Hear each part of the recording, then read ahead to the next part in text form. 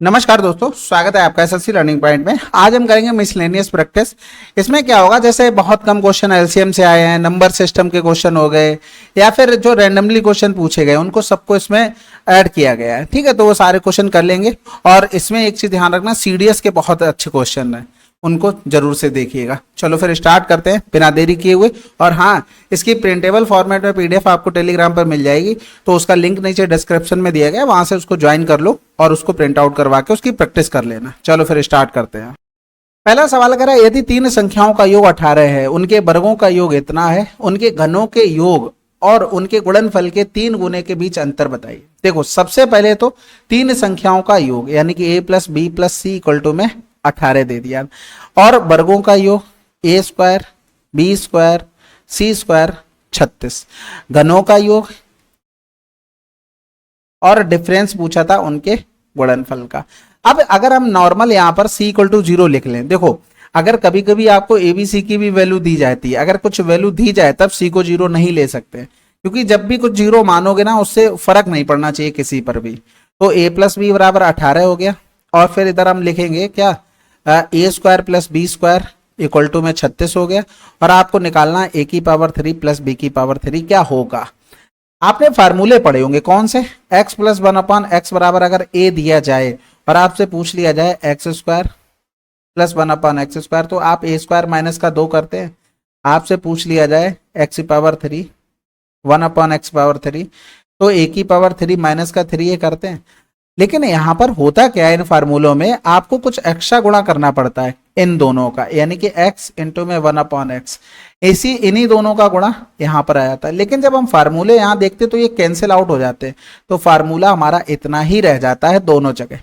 अब यहां पर तो कटने वाले है नहीं, तो सबसे पहले अगर हम इसकी वैल्यू लिखेंगे, भाई अगर ये 18 है और इसका मान अगर निकालना होता तो क्या करते हैं, 18 स्क्वायर माइनस का 2 इंटू में ए बी कहां से आया, इन दोनों का प्रोडक्ट। इसी तरीके से क्यूब वाले पे जाते तो 18 की पावर 3 माइनस का 3 इंटू में 18 और ए बी हो जाता हमारे पास। अब यहां से अगर हम 18 ए बी का मान निकालें तो 2ab, 18 18 हम 324 माइनस का 36, तो इधर कर लेंगे 2 एकम 2 2 छक्के 12 और 18 दूनी 36, तो ए बी बराबर आ जाएगा 12 से 8 गया तो 4 हो गया, और 5 से 1 गया तो 4 हो गया, यानी कि 144। तो यहां पर अब रखेंगे तो 18 की पावर 3 माइनस का 3 इंटू में 18 इंटू में 144 आ जाएगा। और 18 का क्यूब सबको पता ही होगा कितना होता है, 58 32। और फिर यहां से अगर करते हैं किसका गुणा, देखो 18 का करते हैं 18 चौक 72, ठीक है, 18 चौक 72 हो गया, यहां से लगा 7, 18 चौक 72 7, फिर कैरी 7 हो गया, 18 कम 18 7 25, गोड़े में 3 हो गया, तो 3 दूनी 6 हो गया, 12 से 6 गया तो 6 बचना चाहिए, आंसर तो आ नहीं रहा है। अच्छा, माइनस वाला आएगा, ठीक है। तो 3 दूनी 6 हो गया, 3 नेम 27 हो गया, 3 दूनी 6 3 नेम 27, यहां से लगा 2, 25 तियां 75 और 2 77, ठीक है। 6 से 2 गया 4, 7 से 3 गया तो 4 हो गया, 17 से 8 गया तो 9 बच गया, और 6 से 5 गया 1, यानी कि माइनस का आंसर। थोड़ा सा कैलकुलेटिव था, बस ये था कि यहां पर जैसे ही आपने देखा 12 से 6 घटा रहे तो 6 यूनिट डिजिट थी, जो ऑप्शन में नहीं था। इसका मतलब माइनस वाले से प्लस वाला छोटा है, तो 6 से 2 घटाते 4, वो भी माइनस वाला यूनिट डिजिट से यहां पर थोड़ा बना सकते थे। अगला सवाल कह रहा था, यदि 77 की पावर 77 प्लस 77 को 78 से विभाजित किया जाता है तो शेषफल क्या होगा। देखो, अगर 78 को 77 से डिवाइड करते तो यहां पर माइनस का एक रिमाइंडर बचेगा, पावर में 77, इसको करेंगे तो यहां पर भी -1 बचेगा। अब माइनस की 1 की पावर ऑड नंबर है तो वो माइनस ही रहेगा, और इधर करेंगे प्लस, ये माइनस का 1, यानी कि अगर इन दोनों को हम देखेंगे तो ये माइनस का 2 आ गया। अब माइनस का आया है तो इसलिए 78 से, जिससे हम डिवाइड कर रहे थे उससे ये माइनस वाला घटा देंगे तो आंसर आ जाएगा 76। अगला सवाल कह रहा था, एक बगीचे में पहले वर्ष 6 डेजी पौधे हैं, प्रत्येक वर्ष एक माली 3 नए डेजी पौधे लगाता है। पहले वर्ष उसके पास 26 चमेली के पौधे थे और प्रत्येक वर्ष 2 कम हो जाते हैं। पहले वर्ष के बाद डेजी पौधों की संख्या चमेली के पौधों की संख्या के बराबर कब होगी। तो इधर 6 थे, इधर क्या था 26 चमेली के थे। अब हमें इन पे देखना पड़ेगा कब। ऑप्शन में देखो, कह रहा प्रत्येक वर्ष 3 नए डेजी पौधे लगाता है, तो ऑप्शन में देखो सबसे कम क्या है, 2 है, तो यानी कि 2 साल में 6 पौधे और बढ़ जाएंगे, यानी कि 12 हो गए। तो 2 साल में प्रत्येक वर्ष 2 कम होते हैं, 2 साल में यहाँ पर 4 कम हो जाएंगे, तो यहां से तो ऑप्शन से नहीं बनेंगे, बराबर नहीं आ रहे, तो इसको यहां से हटा देंगे। फिर अगले में हम पहुंचते हैं, हम कितने साल का चेक करेंगे, 4 साल का। हमने जैसे ही 4 साल का चेक किया तो 4 तियां 12 बढ़ा, यानी कि 12 6 18 हो गया 4 साल में। अब ये 2 कम हो रहे, 4 साल में 8 कम हो जाएंगे, तो 16 से 8 गया 8, देखो बराबर आ गए, आंसर लगा दो। अगला सवाल कह रहा था, एक कैफे में रमा ने अपने 7 दोस्तों के लिए इतनी में ड्रिंक्स खरीदी, उनमें से कुछ को कॉफी चाहिए थी जबकि अन्य को ब्लैक टी चाहिए थी। एक सामान्य कप कॉफी की कीमत 40 रुपए थी और एक सामान्य यानी कि कप ब्लैक टी की कीमत 30 थी। उसने कितने कप चाय खरीदी? अब देखो चाय कितने कह रहा, कितने कप चाय खरीदी, हमने चाय के लिए यानी कि टी के लिए हमने मान लिया इतने कप खरीदी। अब टी की बात कितनी थी, कितने कप चाय खरीदी, सामान्य कप कॉफी, ठीक है, चाय की कीमत इतनी थी। अब ये वो कह रहा था कि एक्स टी खरीदी, इसका मतलब है कि 7 टोटल दोस्त थे, उसमें से एक्स घटा देंगे तो ये किसके लिए हो गया, ये कॉफी के लिए हो गया, और ये इसकी कीमत 40 रुपए थी, टोटल 240 रुपया हो गया। यानी कि इधर 40 एक्स 30 एक्स यानी कि माइनस का 10 एक्स हो जाएगा, 7 तियां 21 हो गया, ओके 7 चौक 28 280 हो गया, और माइनस का 240 हो गया, इधर 10 एक्स हो गया, यानी कि 8 से 4 गया 40, ये 10 एक्स हो गया, एक्स बराबर कितना आ गया 4। जो भी पूछा जाए अगर एक्स मान के करना पड़ रहा है तो इसी को नॉर्मल लिखेंगे। अदरवाइज हम क्या कर सकते थे, हम मान लेते कि उसने सभी टी खरीदी हैं, ठीक है, तो फिर 7 दोस्तों के साथ 210 रुपए खर्चा हो जाता। अगर उसने सभी कॉफी खरीदी है तो 7 दोस्तों के साथ 280, लेकिन ओवरऑल 240 था, तो इधर 40 आ जाता, इधर 30 आ जाता। रेशियो हमारे पास 4 और 3, टोटल 7 7 बराबर 7 दोस्त दिए गए। हमसे पूछा गया था टी के लिए यही वाला निकल कर आया था, यानी कि 4 बराबर 4। इस तरीके से कर सकते थे। अगला सवाल कह रहा था, 2 बिस्कुट और 1 चॉकलेट की कीमत इतनी है, 2 चॉकलेट और 3 कप कॉफी की कीमत इतनी है, 3 बिस्किट 4 चॉकलेट और 2 कप कॉफी की कीमत इतनी है, 5 बिस्किट 5 चॉकलेट और 5 कप कॉफी की कुल कीमत ज्ञात कीजिए। तो सबसे पहले तो बिस्किट यानी कि 2b, चॉकलेट यानी कि 1c बराबर में 69 दे दिया था। फिर देखेंगे 2 चॉकलेट सी, 3 कप कॉफी, तो सी तो ले चुके हैं, कॉफी को हम टी मान के चलते हैं, ठीक है, कॉफी को हम टी से डिनोट करेंगे। फिर ये 127 हो गया। कह रहा था 3 बिस्किट 4 चॉकलेट 2 कप कॉफी यानी कि टी इक्वल टू में 229। हमसे पूछा गया है 5 बिस्किट और 5 चॉकलेट और 5 कप टी यानी कि कॉफी लेके चल रहे हैं, इसका मान क्या होगा। अब इस सवालों को देखो, जैसे ही ये सवाल देखा करो एग्जाम में तुरंत स्किप कर दो, कोई फन्ने का बनने की जरूरत नहीं है, क्योंकि चीजें इसमें थोड़ा टाइम लगती है। यहाँ तो अब चलो आ चुका सवाल, 50 सवाल प्रैक्टिस कर लोगे आप, मॉक में तुरंत कर ले जाओगे, लेकिन थोड़ा सा टाइम लगता है इसमें सोचने में कि कौन सी इक्वेशन से कैसे क्या करें। ठीक है, यहाँ पर हम पहले क्या करते हैं, इक्वेशन 1 डाल लो, इसको 2 डाल लो, इसको 3, ठीक है। अगर हम 1 प्लस का 2 करते हैं तो ये हो जाएगा 5b प्लस का 1c और 4c यानी कि 5c प्लस का 2t इक्वल टू में कितना हो गया, 9 9 18, यहां से लगा 1 7 7 2 9 हो गया और इधर 2 हो गया। अब इसमें एक चीज देखो, अगर हम इस तरह 3t यानी कि कॉफी, इधर भी कॉफी जोड़ दें तो हमें आंसर जो चाहिए वो मिल जाएगा। समझ रहे बात को। अब यहां से हमें कैसे, यानी कि हमें कुल मिलाकर टी यानी कि कॉफी पर काम करना है, तो हम यहां से अगर देखें कि इक्वेशन 1 में अगर हमने 2 का गुणा किया और डिफरेंस कर दिया इक्वेशन 2 को, तो आप देखेंगे 2 दूनी 4b प्लस का 2c माइनस का 2c माइनस का 3t इक्वल टू में 2 ने में 18 2 छक्के 12 माइनस का 127, यानी कि आप देखेंगे तो 4b का 4b बना रहा, ये कैंसिल आउट, माइनस का 3t इक्वल टू में 8 से 7 गया तो 1 आ गया, लेकिन अच्छा हाँ यहाँ पर 3 होगा, ये हो गया हमारे पास 11, एक इक्वेशन निकल कर आ गई। अब यहाँ पर और कुछ देखते हैं कि क्या चीज हमें हटानी है। एक इक्वेशन अगर और मिल जाती है इनके रिलेशन में तो काम हो जाएगा। तो यहाँ पर क्या करते हैं, हम 2 में गुणा कर देते हैं, हमें क्या c को हटा देना, यानी कि 2 का गुणा कर देते हैं और डिफरेंस कर लेते हैं 3 से। ठीक है, तो 2 में अगर किया तो 2 दूनी 4 हो गया, 4c प्लस का 3 दूनी 6t और इधर कर लेंगे हमें 3b माइनस का 4c माइनस का 2t इक्वल टू में 2 सत्ते 14 हो गया, 12 दूनी 24 1 25 माइनस का 2 2 9 हो गया। तो यहां पर आप देखोगे 4c से 4c कैंसिल आउट हो गया, इधर 6t और 2t का डिफरेंस 4t, माइनस का 3b, 14 से 9 गया तो 5 बच गया, 4 से 2 गया तो 2 हो गया। अब सवाल में कुछ बचा? कुछ भी नहीं बचा हमें, क्योंकि t पर काम करना है। अगर t मिल जाएगा तो हमारा काम हो जाएगा। तो b दोनों जगह काम कर लेते हैं, यानी कि इन दोनों इक्वेशन में, यानी कि इधर वाले में हम करते हैं किसका गुणा? 3 का गुणा, इधर वाले में करते हैं हम 4 का गुणा। तो इधर हमने किया तो 3 4 तियां 12b, माइनस का 3 का 9t, और इक्वल टू में हो गया 11 तियां 33। फिर इधर लिखते हैं 4 चौकू 16t, माइनस का 4 तियां 12b, इक्वल टू में 25 चौकू 100 लिख लिया। अब इनको जोड़ लेते हैं भाई, जोड़ोगे तो ये इससे कैंसिल आउट हो जाएगा। 16 और 9 का डिफरेंस 70 आ गया, 100 और 33 जोड़ेंगे तो 133 हो गया। यानी कि अगर हम लिखे t बराबर कितना आ गया? 19 आ गया। तो बस खत्म हो गया। यानी कि इधर 5b प्लस का 5c प्लस का 5t इक्वल टू में 298 हो गया, और प्लस में 3 इंटू में 19, 19 तियां 57, तो 8 7 15, हासिल लगा 1 हो गया। 9 9 7 9 6 15, 9 8 17, हासिल लगा 1 हुआ ना, 10 10 और 5 15, हासिल लगा 1 हो गया, यानी कि 355। ये हमारे पास आंसर आ जाएगा। कैलकुलेटिव था थोड़ा, बहुत तसल्ली इत्मीनान से करना होगा इस सवाल। ठीक है, अगला सवाल कह रहा था find the remainder of this. बिल्कुल देखो, अगर हम 18 से 17 को डिवाइड करेंगे तो -1 का रिमाइंडर बचेगा, पावर में 13। और अगर हमने 21 को डिवाइड किया तो 18 एकम 18 होता है, यानी कि ये 3 रिमाइंडर दे देगा, वो भी किसका? यहाँ पर प्लस का आ जाएगा। तो अगर हम यहाँ देखेंगे माइनस की पावर ऑड होगी तो ये माइनस ही रहेगा, और ये माइनस का 3, यानी कि इधर 3 और 1 4, माइनस का 4 आया। माइनस का आया इसलिए जिससे हम डिवाइड करते हैं उससे 18 से घटा देंगे, यानी कि ये 14 आंसर।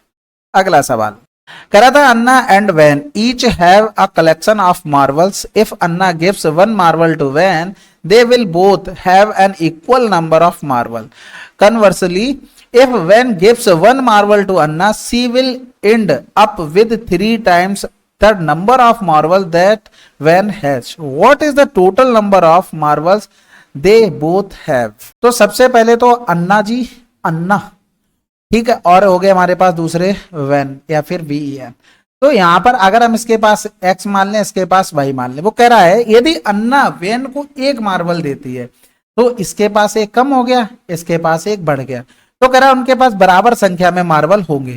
कंडीशन कह रहा है इसके विपरीत, यदि वैन अन्ना को 1 मार्बल देता, दूसरी कंडीशन, ये फर्स्ट कंडीशन, ये सेकंड कंडीशन, कि क्या कह रहा था, वैन अन्ना को 1 मार्बल देता है, यानी कि ये x प्लस का 1 और ये यहां पर y माइनस का 1 हो जाता। तो कह रहा था उसके पास, वेन के पास मौजूद मार्बल की संख्या से 3 गुना मार्बल होंगे, यानी कि इसका 3 गुना मार्बल होंगे। बस इसको सॉल्व करना था। यानी कि अगर हम यहां से करेंगे x minus y equal to 2 आ गया, यहां पर देखेंगे x प्लस का 1, 3y माइनस का 3, यानी कि x माइनस का 3y इक्वल टू में माइनस का 4 हो गया। दोनों के पास कुल मार्बल हमें चाहिए थे, तो भाई ये इस इक्वेशन को हम इधर उठा के रख लेते हैं, यानी कि x माइनस का y इक्वल टू में 2 हो गया। अब यहां पर अगर करें तो माइनस प्लस माइनस ये कैंसिल आउट हो गया, यानी कि ये माइनस का 2y, ये माइनस का 6, यानी कि y इक्वल टू में 3 आ गया। तो y इक्वल टू 3 आ गया तो x इक्वल टू में 5 हो जाएगा इस इक्वेशन से। तो टोटल कितने हो गए? 8। अगला सवाल कह रहा था each of Ravi and Kavita had some marbles, Kavita had 12 more marble than Ravi had. If each of them had 1 more marble then 3 times the number of marbles Kavita would then have had would have been equal to the 4 times the number of marbles Ravi would then have had. How many marbles did Kavita actually have? देखो काफी request के बाद English में पढ़ देते हैं। अब इतनी बार would then have had, would have been equal, ये थोड़ा मुझे कंफ्यूजिंग लगता है क्योंकि इतना इंग्लिश अच्छी नहीं है भाई। तो फिर भाई अपना हिंदी में ही देखते हैं। रवि हो गया और कविता हो गया। कह रहा कविता के पास रवि से 12 मार्बल अधिक थे, यानी कि ये इस तरीके से, यदि उनमें से प्रत्येक के पास 1 मार्बल अधिक होता तो कविता के पास मार्बल की संख्या का 3 तिगुना हिस्सा रवि के पास मार्बल होता। कह रहा 1 अधिक होता, 1 अधिक होता तो कह रहा था कविता के पास मार्बल की संख्या का 3 गुना रवि के पास मार्बल की संख्या के 4 गुने के बराबर होता। तो 4x प्लस का 4 इक्वल टू में 3x, 13 तियां 39, तो x इक्वल टू में 35 आ गया। कह रहा था कविता के पास वास्तव में कितने मार्बल थे, तो 35 प्लस का 12 यानी कि 47। अगला सवाल, 2 वर्ष के अंतराल पर पैदा हुए 6 बच्चों की आयु का योग 90 है, सबसे बड़े बच्चे की आयु बताइए। सबसे पहले तो 6 बच्चों का योग हमको इतना दिया गया था, अगर हम इनके एवरेज की बात करते तो कितना आ जाता, 15 आ जाता, यानी कि 15 तो इनका एवरेज है। अब सब में 2 वर्ष का अंतर है, यानी कि एवरेज का मतलब 3 इधर और 3 इधर हो गया। तो यहाँ पर 2 कंडीशन बन सकती है, यानी कि या तो 16, 2 18, 2 20, और फिर 15 से 1 कम करेंगे तो 14 से 2 कम 12, 12 से 2 कम यहाँ पर हो गया 10। एक कंडीशन बनेगी कि 15 से हम आगे चले जाए, 15 और 17 और 2 19, 2 21, और इधर 15 से अगर हमने 2 कम कर दिया, 15 से 2 कम किया तो कितना आ जाएगा 13, 13 से 2 कम 11, और 11 से 2 कम 9। ठीक है, ये इन जनरल में आप लोग सोच सकते हैं इतना। लेकिन एक चीज देखो, सब में 2-2 साल का डिफरेंस है, तो इन भाई साहब को ये तो एवरेज है, यहाँ पर डिफरेंस 2 आएगा, यहाँ पर डिफरेंस 4 है, यानी कि ये पॉसिबल नहीं है। इनमें सब में डिफरेंस देखो 2-2 का चल रहा है, यानी कि 2 का डिफरेंस 2 का 2 का 2 का, तो यही पॉसिबल सीरीज है ना, तो आंसर लगा दो। ये चीज इसलिए बता दी नीचे वाली क्योंकि ये बना के भेजी थी कि इस तरीके से भी तो बन सकता है। ठीक है, कोई बात नहीं। करा if m is even then 8m-1 is divisible by. देखो ये जनरल लिखी हुई है। सबसे पहले देखो, अगर ये 2 लिख लेते तो 8 दूनी 16, 16 से 1 चला जाएगा तो कितना बचेगा हमारे पास, 15 बचेगा। ठीक है, अब हमें बोला गया किससे डिविजिबल होगा, हमें यहां तक पहुंचना है, यानी कि सबसे पहले 8 का देखते, तो अगर हम सबसे छोटा नंबर भी रख लिए तब भी ये पॉसिबल नहीं हुआ। फिर 42, 8 पन्ना 40, 5 हम रख नहीं सकते भाई, हम 5 नहीं रख सकते। अगर 6 रखा, m बराबर 6 रखा, तो 8 गोड़े में 6 माइनस का 1, 8 छंग 48, एक गया 47, ये 42 से डिवाइड नहीं होगा। अगर मान लो 5 भी रखते तो 40 से कम 39, तब भी नहीं होता। अब आपने रखा m बराबर 7, तो 8 7 56 माइनस का 1 नहीं हुआ, 8 रखेंगे तो आ जाएगा, तो 64 माइनस का 1 यानी कि 63। ऑप्शन के थ्रू से इसमें जाना था। ठीक है, अगला सवाल कह रहा था सिंडी ने 15 सेब और 12 संतरे खरीदे और खरीद के लिए इतने भुगतान किया। नीचे दिए गए कथनों में से कौन सा कथन पिछले कथन में दी गई जानकारी से असंगत है, जिसमें दोनों फलों की कोई संभावित कीमत नहीं मिलती। तो सबसे पहले देखो कि यहां पर अगर इसका हम फैक्टर करें, मतलब इसको डिवाइड करें, 3 पंजे 15 एप्पल, 3 चौकू 12 संतरे, और 3 एकम 3, 1 बच गया, 3 चौकू 12, 3 एम 27। अब आपने देखा होगा कि 35 एप्पल, 28 ऑरेंज, 1029, यहां पर ये हो रहा था 7 गुना, ये हो रहा था 7 गुना, ये भी तो 7 गुना होना चाहिए था। 7 ने 63, यूनिट डिजिट नहीं मिल रही तो पॉसिबल नहीं है। बाकी हो सकता है सब पॉइंट में रहे होंगे, कैसे भी मैनेज कर लिया गया, लेकिन ये तो एग्जैक्ट 7 गुने हो रहे थे, ये तो करेक्ट मिलना चाहिए था ना, तो ये नहीं मिल रहे थे और यही हमसे पूछा गया था, नहीं मिलते। अगला सवाल कह रहा है एक कमरे में कुछ कुर्सियां और कुछ लोग हैं, यदि प्रत्येक कुर्सी पर केवल एक व्यक्ति बैठा है तो ठीक एक व्यक्ति के लिए कोई कुर्सी नहीं है। यदि प्रत्येक कुर्सी पर 2 व्यक्ति बैठे हैं तो एक कुर्सी खाली है, कमरे में कुर्सियों की संख्या क्या है। तो सबसे पहले एक चीज देखो कि हमने मान ली एक कुर्सी है, तो प्रत्येक कुर्सी पर एक आदमी बैठ रहा है। भाई ये हमने क्या मान ली, हमने ये मान ली कि चेयर इतनी है, एक आदमी बैठ रहा है, तो कह रहा है तो एक के लिए कोई जगह नहीं थी, यानी कि ये टोटल क्या बन गया, टोटल व्यक्ति हमारे पास निकल कर आ गए। भाई जितने चेयर पे बैठे थे एक के लिए खाली थी, वो आ गया। अब वो ये कह रहा था प्रत्येक कुर्सी पर 2 व्यक्ति बैठे हैं तो एक कुर्सी खाली रह गई, यानी कि टोटल चेयर में से एक खाली रह गई जब 2 व्यक्ति बैठते हैं। ये भी क्या बन गए, टोटल व्यक्ति ही तो बन गए।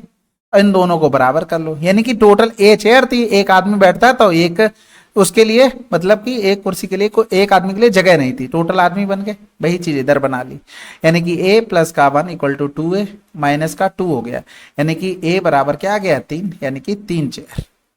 अगला सवाल, जब संख्या ज्ञात कीजिए जिसे क्रमिक रूप से विभाजित करने पर शेषफल क्रमशः इतना इतना बचता है तथा अंतिम भागफल 3 है। देखो अंतिम भागफल दे दिया जाए उस कंडीशन में, देखो 3 5 7 2 1 3 और ये 3 अंतिम भागफल। इस लाइन का मतलब पता क्या हुआ, कह रहा था 7 से डिवाइड कर रहे हैं तो ये यहां पर 3 आ रहा है और रिमाइंडर कितना है 3। इसका मतलब 7 या 21 और 3 कितना हो गया 24। ये चीज समझ गए। अब इस लाइन को समझो यहां से, इसका मतलब क्या हुआ, 5 से हमने डिवाइड किया, इधर 24, रिमाइंडर कितना बच गया 1। 24 पंजे 120 और 1 कितना हो गया 121 आ गया। अब इस लाइन का मतलब समझो यहां से कि 3 से डिवाइड किया हमने किसी को, इधर 121 आया और रिमाइंडर बच गया हमारे पास 2, यानी कि 3 एकम 3, 3 दूनी 6, 12 तियां 36 हो गया ना। क्या किया मैंने?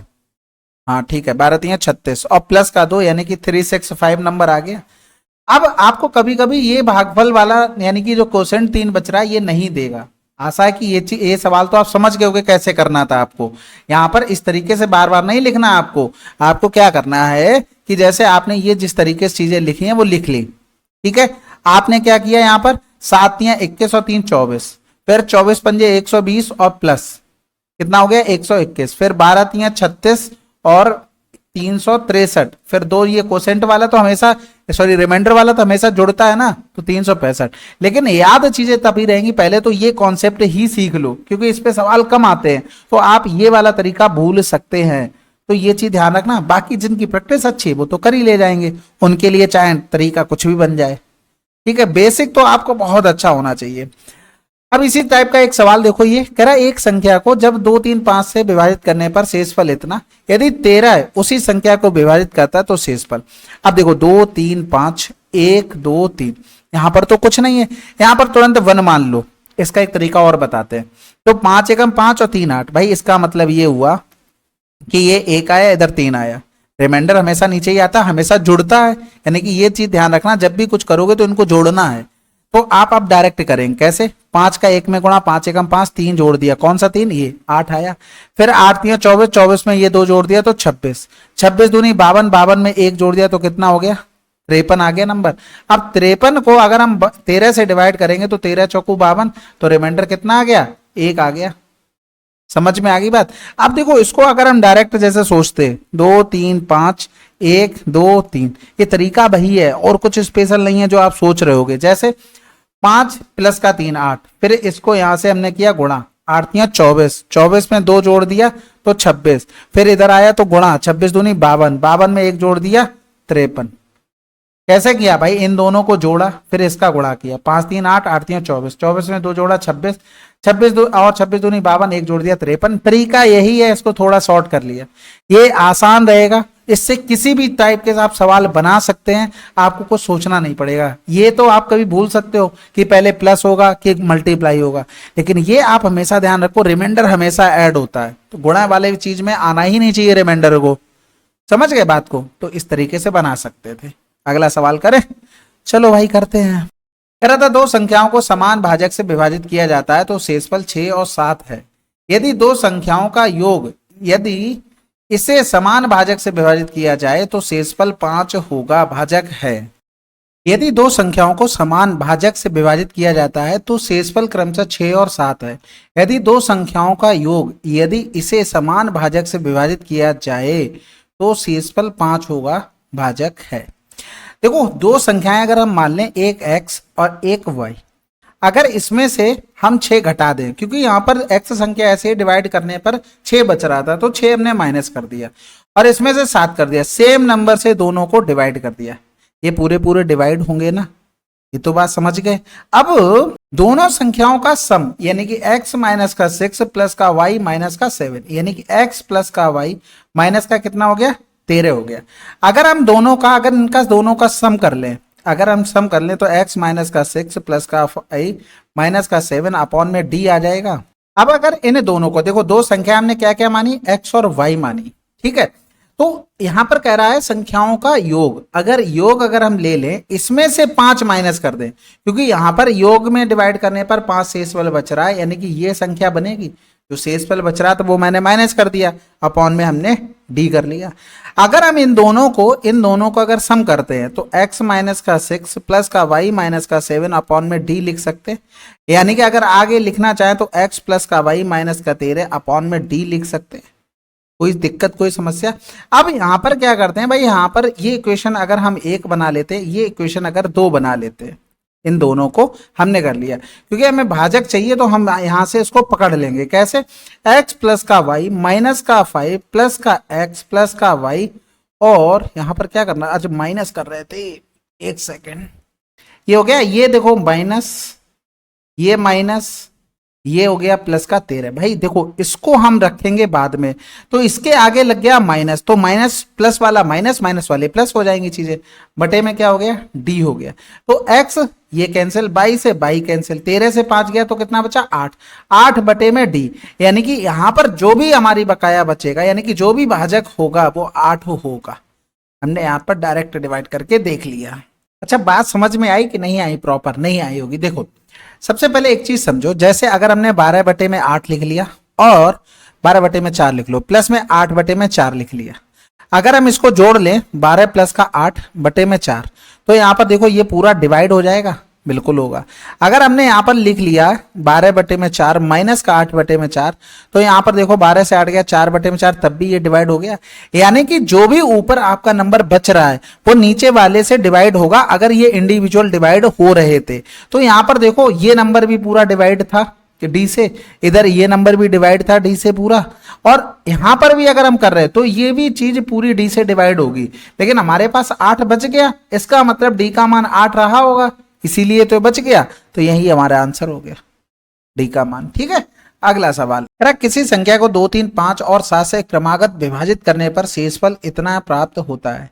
यदि उसी संख्या को क्रमशः इतने से विभाजित किया जाता है तो शेषफल क्या होगा। देखो भाई 2, 3, 5, 7, 1, 4, 0, 5। देखो यहां पर सिंपल सा हमने क्या बताया था आपको, 1 मान लो, नीचे हमने 1 माना, तो 7 एकम 7 और 5 जोड़ेंगे 12, क्योंकि आपको पता है रिमाइंडर हमेशा ऐड होता है, उसमें मल्टीप्लाई नहीं होता है। तो 7 एकम 7 5 12, फिर 12 पंजे 60, 60 में 0 जोड़ा तो 60, 6 तियां 18, 180 में 4 जोड़ा 184, फिर 2 चौकू 8 हो गया, 18 दूनी 36 हो गया, जिसमें एक हम जोड़ देंगे तो 369 आ जाएगा। अब इसी 369 को हम डिवाइड करते हैं 7 से पहले, तो 7 से डिवाइड करेंगे तो 7 पंजे 35, एक बच गया ना, ठीक है। तो 7 दूनी 14 हो गया, 5 बच गया रिमाइंडर। फिर हमने डिवाइड किया 5 से, तो ये 10 बार चला गया, 2 रिमाइंडर बच गया। आगे हम करेंगे फिर किससे, 3 से, 3 त्रिका 9, एक रिमाइंडर बच गया। फिर 2 एकम 2, 2 रिमाइंडर बच गया, यानी कि इनको जोड़ना था। तो 5 4 9 क्या हुआ भाई, अच्छा 2 एकम 2 करेंगे तो 3 से 2 गया, एक रिमाइंडर बचेगा ना, 5 2 7 तो 9, ये हमारे पास आंसर। समझ में आ गई बात। देखो इसी को शॉर्ट वे में कैसे आप बना सकते हैं, बिल्कुल भाई यही है तरीका। जैसे 2 लिखा, 3 लिखा, 5 लिखा, 7 लिखा, 1 4 0 5। आपको पता है हमेशा हम रिमाइंडर क्या करते हैं, जोड़ते हैं। तो 7 5 12, जब 12 आया तो यहां पर 12 लिख लिया, फिर 12 पंजे 60, फिर जोड़ दिया रिमाइंडर तो 60 हो गया, फिर 6 तियां 18, 180 में 4 जोड़ दिया 184, फिर 2 का गुणा किया तो ये हो गया 2 चौकू 8 80, यानी कि 368 में एक जोड़ दिया 369। देखो बिल्कुल आसान चीज है, थोड़ा सा दिमाग रखो बस कैलकुलेशन कर जाओगे। हमने यहाँ पर 1 माना, 7 एकम 7, 5 जोड़ा तो 12, फिर 12 पंजे 60, 60 में ये 0 जोड़ेंगे तो 60 ही बचा, फिर 6 तियां 18, 18 180 में 4 जोड़ा 184 हो गया, फिर इसका गुणा किया 368, रिमाइंडर एक लास्ट का बचा, जोड़ लिया, यानी कि जो नंबर रहा होगा वो 369 रहा होगा। बस खत्म हो गया। अगला सवाल कह रहा था 4 to 8 पृष्ठों वाली पुस्तकों को क्रमांकित करने के लिए आवश्यक अंकों की संख्या क्या है। इतने पृष्ठों वाली तो 1 से लेके 9 तक पहला जाएगा, फिर 10 से लेके 99 तक जाएगा, फिर यहां पर 100 से लेकर 4 to 8 जाएगा। तो यहां पर 9 नंबर हो गए, यानी कि 9 एक एक अंक के हो गए, तो 9 अंक ये आ गए। यहां से देखेंगे टोटल नंबर कितने आ रहे हैं इनके बीच में, यानी कि 99 माइनस का 10 बटे में डिफरेंस, क्योंकि ये सीरीज चल रही होगी 10 11 12 13 14, तो हम टोटल नंबर निकाल ले 99 और 10 के बीच कितने हैं। तो last number minus first number upon में डिफरेंस जो सीरीज में चल रहा है प्लस का अपन, यानी कि यहाँ पर 89 और 1 जोड़ देंगे, ये कितना आ गया 90, यानी कि इस सीरीज में टोटल कितने हो गए 90 आपके नंबर है, और वो भी 2 अंक के। तो 9 दूनी 18, 180 आ गया टोटल नंबर। यहां पर देखेंगे कितने बन रहे हैं, इनमें भी डिफरेंस कितने कितने का चल रहा होगा, एक एक का, क्योंकि 100 फिर 101 फिर 102 103। तो 4 to 8 माइनस का 100, यानी कि last term minus first term upon में डिफरेंस प्लस का 1, ये फार्मूला होता है आपके नंबर निकालने का उस सीरीज में कितने अगर डिफरेंस बराबर है। तो इधर हो गया हमारे पास 328 प्लस का 1, यानी कि 329। तो इधर करेंगे 329, 3 अंक है तो 3 ने 27 हो गया, हाथ से लगा, आंसर तो वैसे आ ही चुका था। 3 दूनी 6 और 2 8 हो गया, 3 त्रिका 9 हो गया, क्योंकि 9 7 16 करेंगे, एक ही में यूनिट डिजिट था। 9 7 16 हाथ से लगा 1, 9 8 17 हाथ से लगा 1 2 9 2 11, यानी कि 1176 अंक रहे होंगे। अगला सवाल कह रहा है जब संख्या इतने इतने में प्रत्येक संख्या में x जोड़ा जाता है तो इस प्रकार प्राप्त संख्या समानुपात में होती है, यानी कि अनुपात में होती है। इसका हमें क्या बताना, औसत अनुपातिक बताना, यानी कि मीन प्रोपोर्शनल, यानी कि यहाँ पर लिख लो मध्य अनुपात, मध्य अनुपात। ठीक है, दोनों चीजें सही हैं, औसत लिख दे क्योंकि मीन का मतलब ही एवरेज होता है। तो आप इसकी एक ट्रिक याद रखो, 7, 11, 18, 23, इनका डिफरेंस करो, 11 से 7 चला गया तो 4 हो गया, इनका डिफरेंस 5। इसका हम सिंप्लीफाई रेशियो लिखते हैं। सिंप्लीफाई रेशियो का मतलब ये हो गया, जैसे मान लो ये जो डिफरेंस हमने निकाला, एक तरफ 8 आ जाता है, एक तरफ 12, तो 4 दूनी 8, 4 तियां 12, ये हुआ, यानी कि इसमें कुछ कॉमन नहीं होना चाहिए, वो हमने लिख लिया। अब क्या करते हैं, हमने इस टर्म का इसमें गुणा किया 35, इस टर्म के इसमें गुणा किया 18 चौक 72, दोनों से प्लस आए चाहे माइनस आए, आपको प्लस ही लेना, बटे में इन दोनों का डिफरेंस बस। तो यानी कि 12 से 5 गया तो 7 हो गया, और 6 से 3 गया 3, यानी कि ये आ गया हमारे पास नंबर जो किसका मान है, x का। तो यहाँ पर 37 माइनस का 1 और इधर 37 गुणे में 2, इनका मध्य अनुपात निकालना, यानी कि रूट, यानी कि 36, 37 दूनी 74 से 10 चला गया तो 64, यानी कि 6 गुणे में 8, 48 आंसर। अगला सवाल कह रहा है जब पूर्णांक n को 18 से विभाजित किया जाता है तो भागफल x होता है और शेषफल 6। जब पूर्णांक n को 25 से विभाजित किया जाता है तो भागफल 22 और शेषफल 15। निम्नलिखित में से कौन सा सत्य है। देखो पूर्णांक n को 18 से विभाजित किया जाता है तो भागफल x शेषफल 6 आ गया। यहाँ पर समझ रहे हो ना, divided by 18, quotient is x हो गया, रिमाइंडर इज 6 हो गया, when the integer and divided by 25। जब हम 25 से इसको डिवाइड करेंगे n को तो ये हमारे पास आ जाएगा y, और कोसेंट y हो गया, और क्या था, रिमाइंडर 15 हो गया। दोनों में कॉमन क्या दिख रहा है आपको, n दिख रहा है, तो हम n निकालने के लिए n बराबर क्या हो जाएगा, दोनों का गुणा, यानी कि 18 इंटू में x प्लस का 6। इसी तरीके से इधर हम अगर n बराबर निकालेंगे तो 25 गुणे में y, 25 गुणे में y प्लस का 15, दोनों में n हमारे कॉमन है। तो कॉमन है, अगर हम लिखना चाहें तो क्या लिख सकते हैं, 18x प्लस का 6 इक्वल में 25y प्लस का 15, यानी कि हमें लिखना होगा तो 18x माइनस का 25y इक्वल टू में 15 से 6 गया तो 9, यही हमारा आंसर। अगला सवाल कह रहा के एक से बड़ी कोई विषम संख्या होने के कारण इतना हमेशा निम्न से विभाज्य होता है। देखो यहां पर सबसे पहले एक चीज देखो, अगर हमने k कॉमन ले लिया तो k की पावर 32 माइनस का 1। आपसे पहले भी सवाल काफी पूछे गए हैं, इसमें एक चीज ध्यान रखना, जैसे इस तरीके की सीरीज आपको लिखी मिल जाए, k माइनस का 1, k प्लस का 1, k स्क्वायर प्लस का 1, k की पावर 4 प्लस का 1, k की पावर 8 प्लस का 1, k की पावर में 16 प्लस का 1, इस तरीके की चीजें आपको लिखी मिल सकते हैं। तो आप एक चीज देखना, एक माइनस होगा एक प्लस होगा, इसके अलावा देखो 2 गुना हुआ, फिर 4, फिर 8, फिर 16। इसका अगर आंसर हमें डायरेक्ट लिखना हो तो हमारा आंसर आ जाएगा इसका 2 गुना k की पावर 32 माइनस का 1। अब यही सीरीज मान लो आगे चली जाती, x की पावर 16 दूनी 32 प्लस का 1, तो हमारा आंसर पता क्या आता, k की पावर 32 दूनी 64, यहाँ k लिखो, k की पावर 32 दूनी 64 माइनस का 1। तो ये सीरीज डायरेक्ट इस तरीके से बनती, समझ में आ गई। बस ये k माइनस 1 k प्लस आपको देख लेना होगा। तो ये सीरीज तो वैसे भी आप लिख सकते थे, कोई बात नहीं। आगे हम समझते हैं सवाल का आंसर क्या आ सकता है। आप यहाँ पर देखोगे ये k मल्टीप्लाई था, यानी कि अगर हम k देखें, एक तो k माइनस का 1 और एक k प्लस का 1, इसके अलावा आप कुछ भी रखते हो। जैसे आपने 3, सवाल कह रहा था कि k बराबर 1 से बड़ी कोई विषम संख्या होने के कारण, यानी कि कोई विषम संख्या रखने पर, यानी कि k बराबर या तो हम 3 रख सकते हैं, या तो हम 5 रख सकते हैं, या तो 7 रख सकते हैं, या फिर 101 रख सकते हैं, या फिर हम आगे जो भी सोच सकते हैं वो। हमने यहाँ पर 3 रखा, 3 से 1 गया 2, इधर 3, 3 1 4 हो गया। फिर हमने 5 रखा तो 5 से 1 गया 4, 5 हो गया, 5 1 6 हो गया। आप एक चीज देख रहे होगे कि आपने एक चीज पढ़ी होगी, इवन नंबर इनटू में ऑड नंबर, यानी कि 2 गुणे में 3 किया तो क्या मिल रहा, इवन नंबर मिल रहा। आपने अगर हमने यहाँ पर कर लिया 4 गुणे में 3 तो 12 इवन नंबर, यानी कि जो भी आंसर आएगा, ये तो बात फैक्ट है कि इवन नंबर आएगा, तो आंसर यहां से लगा सकते हैं। लेकिन उसने ये बोला हमेशा डिवाइड होगी, तो वो चीजें आप एक बार वेरीफाई कर लो। देखो 4 तियां 12 दूनी 24 इसमें आ रहा, 6 चौक 24 इसमें आ रहा। हम 101 भी रख लेते तो 101 से 1 जाता, 100 हो जाता, इधर 102 हो जाता, इधर 17 छक्का 100 तो इधर 25 चौकू 100, 6 गुणे में 4 देखो 24, यहाँ पर भी मिल गया। तो एक चीज यहाँ पर ये थी कि आपको यहाँ पर इवन नंबर तो मिल ही रहा था, इस हिसाब से हम 24 आंसर लगा सकते थे, बाकी तो सेम था। ठीक है, अगला सवाल कह रहा है 14,400 के कितने गुणनखंड 18 से विभाज्य है लेकिन 36 से नहीं। तो सबसे पहले तो यहाँ पर हम लिख क्या सकते थे, 18 अट्ठे 144 ये लिख सकते थे। आपको पता है कि इसके फैक्टर के लिए हमें 18 गुणे में 2 चाहिए जो 36 से नहीं होंगे।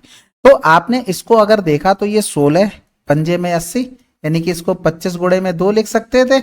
यानी कि अगर लिखे तो 16 दूनी 32 गुणे में 25 आ गया। इसका मतलब 2 की पावर 5, 5 की पावर 2 और इनटू में क्या बचा, 18 बचा। इस तरीके से हम फैक्टर बनाते चले आए, यानी कि कुल मिलाकर हम इसको फैक्टर अगर करते तो हमें इस तरीके से मिले। लेकिन आपको एक चीज पता है कि 18 के ये 2 की पावर 5 साथ नहीं ले सकते, क्योंकि ये 36 के फैक्टर नहीं चाहिए, केवल हमें यही तो चाहिए। तो 1 5 की पावर 2, 2 पावर और प्लस का 1, क्योंकि 1 के भी साथ गुणा हो जाता है, यानी कि 3 फैक्टर कुल रहे होंगे। भाई 18 के साथ हमें 2 नहीं चाहिए, तो 2 हमने जितने थे वो सारे हटा दिए, केवल यही बचा है, बात खत्म। अगला सवाल करते हैं भाई।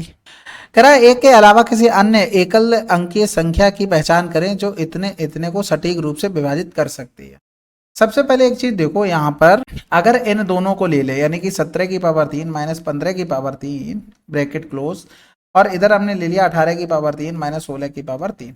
आपने एक चीज पढ़ी होगी कि a की पावर ऑड माइनस b की पावर ऑड, तो इसका एक फैक्टर होता है a minus b. A cube तरीके से अगर यहाँ पर प्लस का साइन ले लेंगे तो एक फैक्टर ए प्लस भी आ जाता है। भाई फार्मूले पढ़े हैं, ए क्यू माइनस बी क्यू, ए क्यू और प्लस बी क्यू, वहां से याद करके रखो आप, ये फैक्टर आते फार्मूला ओपन करोगे।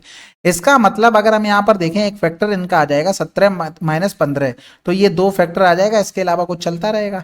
इसमें भी देखेंगे एक 2 फैक्टर आ जाएगा, इसके अलावा कुछ चलता रहेगा। तो एकल खत्म हो गया, 2 से डिवाइड हो रही है भाई, दोनों से 2 कॉमन आ जाएगा, बाकी सब बचेगा। अगला सवाल कह रहा था एक प्राकृतिक संख्या n 732 को विभाजित करती है और शेषफल के रूप में 12 बचता है, n के कितने मान संभव है। तो सबसे पहले तो 732 कितना 12 बचता, तो हमने 12 माइनस किया 720 आ गया।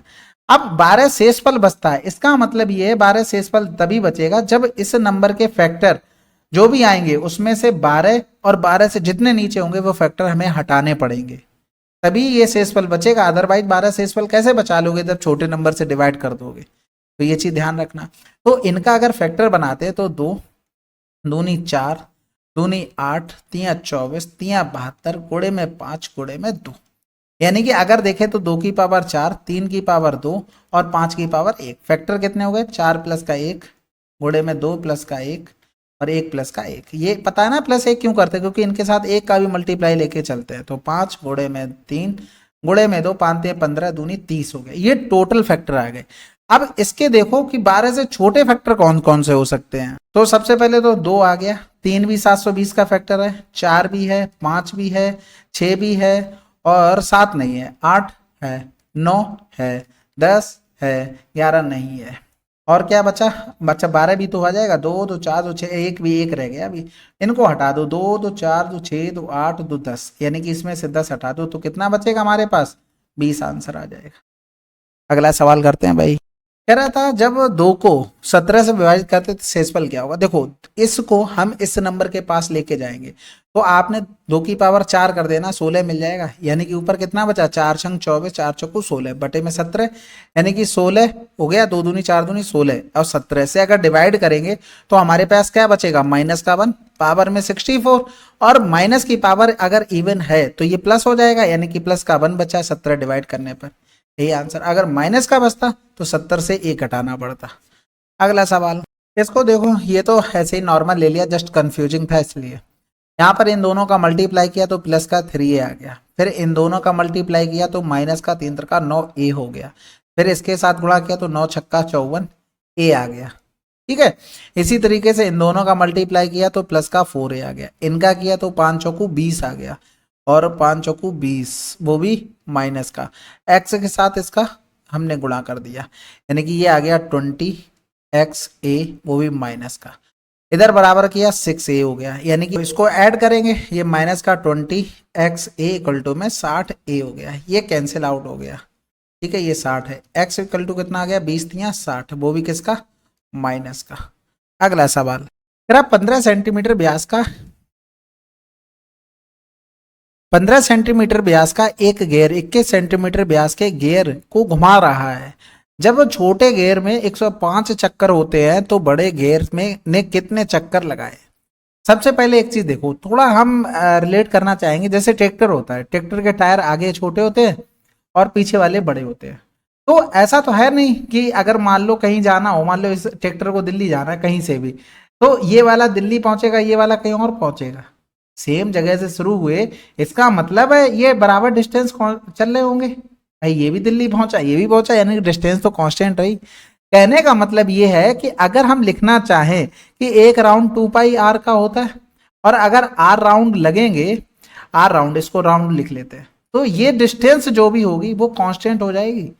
यानी कि अगर हम यहाँ लिखना चाहें, क्या लिखना चाहें कि जैसे राउंड कांस्टेंट, ये दोनों टायर में अगर होता है, अगर ये मान लो ये भी 2π, ऐसा तो है नहीं चेंज हो जाएगा, ये भी कांस्टेंट मान ले, तो r is inversely proportional to round के हो जाएगा। भाई ऐसा तो है नहीं 2π, चाहे इस टायर में लगाओ 2π, इसमें लगाओ, वो तो बराबर है, तो रेशियो बनाओगे तो कैंसिल आउट हो जाना है, तो इसलिए 2π को हमने हटा दिया, तो r इंटू में राउंड जो कांस्टेंट था, तो हमने r inversely proportional to round कर लिया। समझ में आ गई बात। यानी कि अगर हम लिखना चाहें इसमें रेडियस और रेडियस का रेशियो, तो आपको एक चीज पता है कि जस्ट उसके अपोजिट के अनुसार चलेंगे। कहने का मतलब है अगर 21 है, ये 15 है, तो 3 पंजे 15, 3 सत्ते 21, और राउंड का जो रेशियो लिखेंगे वो जस्ट अपोजिट 5 7 हो गया। अब छोटे घेर 105, तो छोटी रेडियस वाला पकड़ेंगे, यानी कि 105, तो ये कितना हो गया, 15 सत्ते 105, इसका 15 में गुणा करेंगे तो यही आ गया हमारे पास आंसर। समझ में आ गई बात। केवल यही समझना था, अगर डिस्टेंस कांस्टेंट समझ गए, इसके अलावा 2πr एक राउंड में जाता है, तो 2π दोनों टायरों में होगा, कांस्टेंट होगा, वो कैंसिल आउट, तो आर और राउंड का जो हमारा रेशियो बना, r is inversely proportional to 1/राउंड। बस राउंड से उसके रेशियो बना लिया, रेडियस का उसमें राउंड जस्ट अपोजिट, बात खत्म। अगला सवाल, तो भाई इसको सही कर लेना, ये 3 की पावर 8 आएगा। सबसे पहले देखो 3 तो कॉमन आ जाएगा, 3 का मल्टीपल 6 6 12 5 17, 8 2 10 3 13, और 6 6 12 12 और 1 13, 13 5 18 हो गया, यानी कि ये दो पॉसिबल हो गए, लेकिन यूनिट डिजिट तो दोनों में अलग अलग है ना, तो बस 3 3 तिरका 9, 9 में 3 का गुणा किया 27, 1 power 2 power 3 power 4 power 5 power 6 power 7 power 8 power, 7 तियां 21, 3 एकम 3, और फिर 3 तिरका 9, फिर 27, फिर 1, बस। भाई पावर देखो ऐसे ही तो होता है, 3 गुणे में 3 करोगे तो 9 आया, फिर 3 गुणे में 3 गुणे में 3 करोगे, यानी कि इसी में 3 का गुणा कर दोगे, तो हमने वही किया, इसका इसमें गुणा, इसका इसमें गुणा, इसका इसमें गुणा। समझ में आ गई, तो वही चीज हम कर रहे थे, यानी कि यहाँ पर 7 3 10 20 हो गया, यानी कि ये 0 आया तो इसमें भी 0, यानी कि यूनिट डिजिट हमारे पास 0, आंसर लगा दो, कुछ भी ज्यादा मेहनत नहीं करनी। अगला सवाल कह रहा है, यदि 6 अंकों की संख्या इतनी 8 से पूर्णतः विभाज्य है तो इतने के स्थान पर क्या आएगा, एक्स्ट्रा के स्थान पर छोटा पूर्णांक। सबसे पहले एक चीज देखो, 8 की डिविजिबिलिटी में एक चीज याद रखना कि अगर यहाँ पर इवन नंबर आपको मिल जाए, अगर यहाँ पर इवन नंबर आपको मिल जाए, तो आपको केवल लास्ट डिजिट चेक करने हैं। यहाँ पर क्या था, 4 था, समझ गए, यानी कि यही हमें 8 से डिविजिबल देखना है। अगर इवन नंबर हमें तीसरे नंबर पे मिल जाए तो सबसे छोटा क्या आ जाएगा हमारे पास, 2, खत्म। अगला सवाल कह रहा है, दो संख्याओं का योग इतना है, बड़ी संख्या में इतने की कमी की जाए तथा छोटी में इतने की वृद्धि की जाए तो प्राप्त संख्या बराबर होगी छोटी संख्या। बहुत आसान है, बड़ी संख्या में 4% की कमी यानी कि 96%, छोटी संख्या में 20% वृद्धि यानी कि 120%, कैंसिल आउट हो गया, यानी कि फर्स्ट अपॉन सेकेंड। ये बी लिख लो, ए स्मॉल, बिग और स्मॉल करके लिख लेते हैं। तो 12 कम 12, 12 अट्ठे 96, 2 पंजे 10, 2 चौकू 8, यानी कि 9 इक्वल टू में 450, छोटी संख्या यानी कि 4 बराबर में 9 पन्ना 45, 4 चौकू 16, खत्म। क्या बात है भाई, देख रहे हो कैलकुलेशन। अगला सवाल देखो भाई, कह रहा है किससे पूर्णतः विभाज्य होगा, बहुत आसान है, 4 की पावर 12 हमने कॉमन ले लिया, 4 बचा, सॉरी 1 बचा, 4 की पावर 1, 4 की पावर 2, 4 की पावर 3 हो गया, यानी कि 64, 16, 4 1, तो 6 4 10 4 14 15, हाथ से लगा 1 हो गया, 2 6 2 8, किससे डिवाइड होगा ये, 17 गुणे में 5, खत्म, 17 से। अगला सवाल, 4 अलग अलग धनात्मक संख्याएं इतने इतने और दिए गए क्रम में समानुपात में है, बी ए से 35 अधिक है और डी सी से 60 अधिक है, ए और सी का गुणनफल इतना है, ए बी सी डी का योग क्या होगा। कहने का मतलब वो ये कह रहा है ए अपॉन बी इक्वल में सी अपॉन डी दिया गया, कह रहा बी ए से 35 अधिक है, फिर कह रहा था डी सी से 60 अधिक है, और ए इंटू में सी का गुणनफल 5376 है।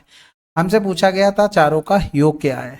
तो सबसे पहले अगर इन दोनों को डिवाइड करते हैं, बी अपॉन डी इक्वल ए प्लस का 35 अपॉन में सी प्लस का 60, तो यहाँ से अगर लिखना चाहें तो ए अपॉन सी इक्वल क्या हो गया, बी अपॉन डी।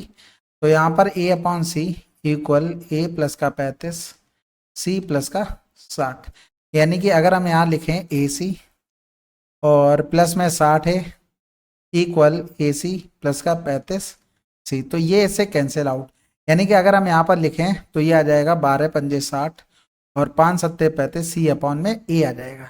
तो यहाँ पर ए का मान 7, यहाँ पर क्या लिख ले 7x इंटू में 12x इक्वल टू में 5376 हो गया। तो इधर करेंगे 12 चौक 48, 5 बचा, फिर 12 पंजे 60 ज़्यादा हो जाएगा, फिर 12 चौक 48, 12 अट्ठे 96, इधर करेंगे तो 7 छक्का 42, 7 चौक 28 हो गया, 7 छक्का 42, तो ये एक्स स्क्वायर बराबर आ गया, एक्स इक्वल टू कितना आ गया 16 आ जाएगा, सॉरी 8 आ जाएगा। पता नहीं कौन सा दिमाग किधर चल रहा है ठीक है, तो यहाँ पर ए का मान कितना हो जाएगा 7 इंटू में 8 यानी कि 56, बी का मान कितना हो जाएगा, सी का मान 12 गुणे में 8 यानी कि 12 अट्ठे 96, और बी का मान कितना हो जाएगा 56 प्लस का 35, और डी का मान सी से कितना ज़्यादा 60 ज़्यादा, बस खत्म हो गया। यानी कि यहाँ पर जो कुछ भी है क्या है वो 56 96 56 35 96 60 जोड़ना है, 6 6 12 12 6 18 18 5 23 23 और 6 29 हो गया, आंसर आ चुका था। हासिल लगा 2 हो गया, 5 2 7 9 तो 7 16 16 और 5 21 24 और 9 24 और 9 33 तो 6 39। अगला सवाल थोड़ा कैलकुलेटिव था। एक परीक्षा में 2 पेपर थे, ए और बी, और दोनों पेपर में से प्रत्येक में अधिकतम अंक 10 थे। हालांकि पेपर ए और बी को दिए गए भार क्रमशः 2:1 अनुपात में थे। जोनाथन ने पेपर ए में 10 में से 8 अंक, परीक्षा में 10 में से 8 अंक और परीक्षा में कुल 70% अंक, अच्छा ठीक है, उसने पेपर बी में 10 में से कितने अंक प्राप्त किए। देखो इसके 2 तरीके आपको बता देते हैं। सबसे पहले देखो उसने ओवरऑल 70% लिए। अगर हम यहां पर देखेंगे 8/10 गुणे में 100 तो कितना परसेंट हो गया, 80% मार्क्स हो गए। यानी कि ए के लिए इधर लिखेंगे, बी के लिए इधर, ये 80% हो गया। इनका और इनका डिफरेंस कितना हो गया 10, और इनका जो भारांक था यानी कि वेटेज था वो इतना था। एक बराबर कितना हो गया 10, तो 2 बराबर कितना हो जाएगा हमारे पास 20 हो जाएगा। अब आपको एलिगेशन में ये भी पता है कि एक अगर ज्यादा है तो दूसरा कम होगा, ये ज्यादा है तो ये कम होगा। यानी कि अगर हम इससे का मान निकालना हो तो 70% माइनस का 20% कितना आ गया 50%, यानी कि 10 में से बी ने 50% अंक लिए हैं, वो कहने का मतलब है 5 लिए। दूसरा तरीका देख लो, एवरेज की तरह काम हो रहा। देखो ए ने क्या किया था 8 अंक लिए 10 में से, बी ने कितने अंक लिए पता नहीं 10 में से, और ओवरऑल 70% अंक हैं। यानी कि वेटेज की बात करेंगे 70% मतलब 7/10। अब ये था 2, ये था 1 और ओवरऑल 3 हो गया, बस खत्म हो गया सवाल। यानी कि 8 दूनी 16 प्लस का बी बटे में 10 21/10, ये कैंसिल आउट, बी बराबर कितना आ गया 5 आ गया। जो भी तरीका ठीक लगे उससे आप लोग कर लेना। अगला सवाल, यदि 6 अंकों की संख्या इतनी 44 से विभाज्य है तो उसका न्यूनतम मान। सबसे पहले तो देखो 1 5 x 1 y 2, 11 गुणे में 4, 11 की डिविजिबिलिटी के लिए बनाएंगे तो ये आ जाएगा x प्लस का y प्लस का 1, और 5 1 6 6 2 8, ये बना जाकर हमारे पास। तो y की वैल्यू अगर देखते हैं भाई 4 की डिविजिबिलिटी लास्ट में 2 नंबर हम देखते हैं, तो सबसे पहले y बराबर 1 रखने पर भी आ रहा है, 4 अट्ठे 32 हो रहा है, यानी कि ये 2 वैल्यू पॉसिबल हैं। अगर हमने यहाँ पर 1 रखा, यहाँ पर 1 रखा और ये बन गया x प्लस का 2 और 8 इक्वल टू में हमारे पास या तो 0 आ जाए या तो 11 आ जाए, ऐसी वैल्यू माननी पड़ेगी। तो सबसे पहले देखो अगर हम यहाँ पर 6 रख दें तो 6 2 8 0 बन जाएगा, यानी कि यहाँ पर x इक्वल टू में 6 और y इक्वल टू में कितना आ गया 1। अब अगर हम यहाँ पर रख देते y बराबर 3, y बराबर 3 रखने पर तो x प्लस का 4 और डिफरेंस 8, यहाँ पर भी 0 और 11 आना चाहिए। तो x बराबर क्या रखना पड़ेगा 4, तो x बराबर 4 आ गया और y बराबर कितना आ गया 3। यहाँ पर भी 7 आ रहा है, यहाँ पर भी 7 आ रहा है, दोनों कंडीशन में सेम बन रहा है। अगला सवाल, कह रहा है अक्षरा ने 5 विषयों में कुल मिलाकर 85% अंक प्राप्त किए। विषय हिंदी, विज्ञान, गणित, अंग्रेजी और कंप्यूटर हैं, जहां प्रत्येक विषय के अधिकतम अंक 100 हैं। अक्षरा ने हिंदी में इतने, कंप्यूटर में इतने, गणित में इतने और अंग्रेजी में इतने अंक प्राप्त किए। अक्षरा ने विज्ञान में कितने अंक प्राप्त किए हैं? सबसे पहले तो देखो कुल मिलाकर 85%, सबके अधिकतम अंक सेम है, यानी कि 75% एक ने ले लिए, 92% एक ने ले लिए, 89% एक ने ले लिए, 81% एक ने ले लिए। एक सब्जेक्ट यहाँ पर गायब है, ओवरऑल हमें 85% मिले। इसका मतलब ये एवरेज से 10 कम रहा, ये एवरेज से कितना ज्यादा रहा 7 ज्यादा रहा, ये एवरेज से 4 ज्यादा रहा, ये एवरेज से 4 कम रहा। एक चीज बताओ, जो ये दोनों बराबर हैं ये तो कैंसिल आउट। अब ये 10 की कमी प्लस में 7, तो कुल मिलाकर हमारे पास कितने की कमी रही? 3 की कमी रही। इसकी भरपाई कौन करेगा? यही भाई साहब, यानी कि ये 85% लाएंगे, इनको 3% और लाना पड़ेगा। तो कहने का मतलब है कि इसको लाने पड़ेंगे 88% नंबर। तो कहने के लिए अक्षरा ने विज्ञान में कितने प्राप्त किए, तो 100 में से 88% निकालेंगे तो ये आ जाएगा 88 मार्क्स प्राप्त किए हैं। यहाँ पर एक एक सब्जेक्ट था तो हमने पूरा एवरेज वाला डिवीजन मेथड लगा लिया है, इसलिए कोई दिक्कत ही नहीं है। बाकी आप नॉर्मल भी जोड़ घटा के भी कर सकते थे, कोई दिक्कत नहीं थी। यहां पर सही कर लेना, ये 88 होगा। अगला सवाल, कह रहा 4 अंक की संख्या 7 3 5 7 से विभाज्य p प्लस क्यू। आसान है, देखो 3 5 7 इनका एलसीएम लेंगे, इसमें कुछ कट कॉमन तो है नहीं, तो 105 आ जाएगा। 105 से 3 4 पी क्यू को हमने 99 यानी कि मैक्सिमम नंबर मान लिया। ये 3 बार डिवाइड होगा तो 3 पंजे 15, फिर से 3 ही बार भाग जाएगा, 3 1 5 4 3, यानी कि ये नंबर अगर हम देखते, क्या देखते, वही चीज जो आप देखना चाहते हैं, इस नंबर से 34 कम होता तो ये हमारा डिवाइड हो जाता। इसका मतलब ये p का मान है, ये q का, दोनों को सम कर देंगे तो 11 आंसर है। एक संख्या को जब भाजक से विभाजित किया जाता है तो शेषफल 24 बचता है। जब मूल संख्या के दोगुने को समान भाजक से विभाजित किया जाता है तो शेषफल 13 बचता है। भाजक का मान बताइए। यहाँ पर देखो, अगर हमने कोई संख्या मान ली a, b को डिवाइड करना है तो यहाँ पर क्या बचता है 24 शेषफल बचता है, और जो हमारे पास कोसेंट है वो हमने मान लिया d। तो अगर हम इसको लिखना चाहें तो AD प्लस का 24 इक्वल टू में B हो जाएगा, यानी कि एक्चुअल नंबर हमारे पास ये रहा। अब दोगुनी संख्या को, यानी कि दोगुनी संख्या तो 2B, दोनों तरफ 2 का गुणा कर लिया, 2AD। अब एक चीज देखो, जिस नंबर से हम डिवाइड कर रहे थे तो ये नंबर तो प्रॉपर डिवाइड था, ये भी प्रॉपर डिवाइड था, यहां पर 13 शेषफल बच रहा था। इसका मतलब ये 35 से कहीं ना कहीं डिवाइड हो जाएगा, तभी तो 13 शेषफल बच रहा है। 35 से 48 डिवाइड होगा तभी तो 13 बचेगा, क्योंकि इधर तो प्रॉपर डिवाइड ही था। तो आपको डायरेक्ट आंसर लगा देना था 35। अगर ये चीज नहीं समझ में आती तो भाई ऑप्शन से भी कर सकते हैं सवाल को। कैसे?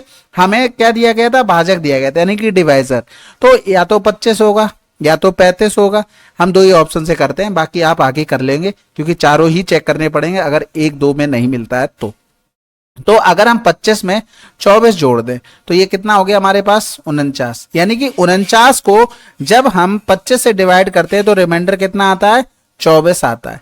अब इसी चीज को ये समझो, 49 का 2 गुना यानी कि 2 टाइम्स कितना हो गया? 2 में 18 यानी कि 98 हो गया। सेम संख्या से डिवाइड करेंगे तो 25 तियां 75, यहां पर रिमाइंडर कितना आया? 8 से 5 गया 3, 9 से 2 गया तो 9 से 7 गया तो 2 हो गया।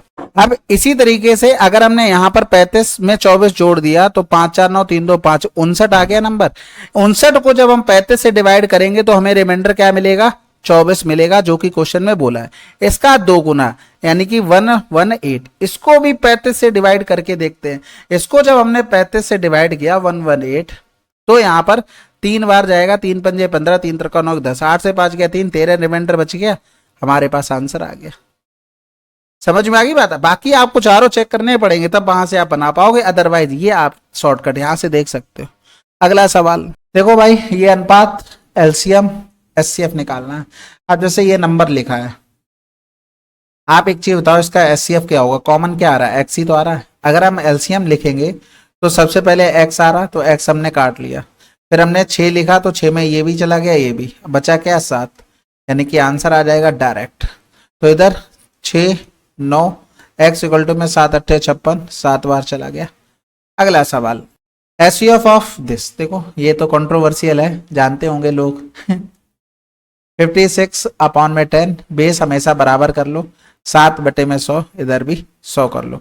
इनका हमें एचसीएफ चाहिए, यानी कि एचसीएफ ऊपर वाले का एचसीएफ नीचे वाले नंबर का एलसीएम लेना पड़ेगा। तो एलसीएम तो दिक्कत ही नहीं, आपको 100 दिख रहा होगा, एचसीएफ देखना पड़ेगा। तो सबसे पहले तो 5 लिख लेते, तो इधर 5 दिया 15, 55 25 हो गया। इधर करेंगे 5 एकम 5 और 5 एकम 5, 5 दूनी 10 हो गया। इधर करेंगे तो 14 पंजे 70 हो गया। फिर 2 और 2 4, यानी कि अभी 7 और आ जाएगा, तो 7 पंजे 35, 7 एकम 7, 7 छक्का 42, 7 दूनी 14।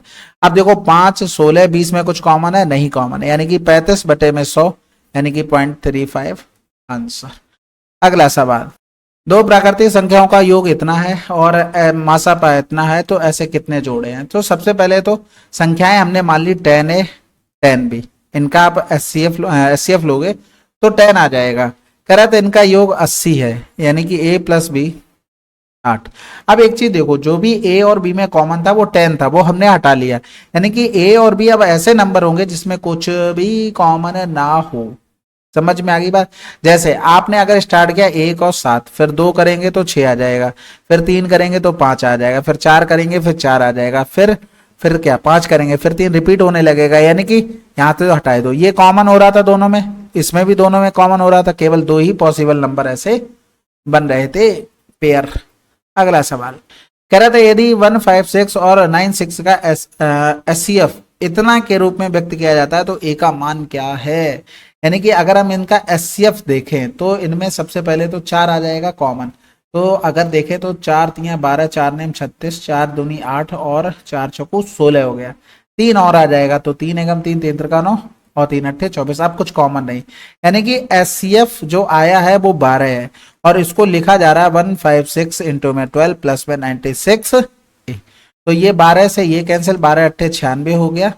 ये तो 8A लिखेंगे, 156 इधर आ जाएगा तो 155 हो जाएगा, क्योंकि यहाँ पर अभी क्या बचा था 1 बचा था, काटा था तो 1 तो बचेगा ना, क्यों भाई समझ लेना। इधर करेंगे ये माइनस का आएगा, 8 एकम 8 हो गया, बचा 7, 8 अनेम 72, 3 बच गया, 8 3 24, 8 7 56, 8 5 40। अगला सवाल कह रहा था, अब इसमें देखो भाई हमें एचसीएफ बताना है। अच्छे क्वेश्चन अब स्टार्ट हो रहे हैं, ठीक है। सबसे पहले एक चीज देखो, इसको करने जाओगे तो बहुत लेंदी प्रोसेस हो जाएगा। अदरवाइज इसमें क्या करो, x equal to y equal to 1 put कर दो। ऑप्शन देख लेते हैं। सबसे पहले यहाँ पर बनेगा माइनस का 4 बनेगा, यहाँ पर 6 बनेगा, यहाँ पर 25 और 5 30 31 बनेगा, 1 बनेगा, यानी कि 4 6 31 1 इनका मल्टीपल होगा कुछ ना कुछ, वही आंसर। यानी कि अगर हम इधर लिखते हैं तो 1 माइनस का 13 माइनस का 300, यानी कि ये कितना आ गया 312 आ गया। यहाँ पर करेंगे तो 1 माइनस का 4 माइनस का 4 माइनस का 5, यानी कि 5 4 9 9 4 13, 13 से 1 कम किया तो ये 12 आ गया। यहाँ पर अगर हमने देखा तो 1 माइनस का 1 2 5, यानी कि 1 2 5, ये 5 4 9 4 13, यानी कि माइनस का ये भी माइनस का ये भी। इधर करेंगे तो 1 2 4 आ गया। अब एक चीज बताओ, ये ऑड नंबर तो है नहीं, यानी कि ये दोनों तो पॉसिबल नहीं है, क्योंकि 6 में ऑड आ रहा है।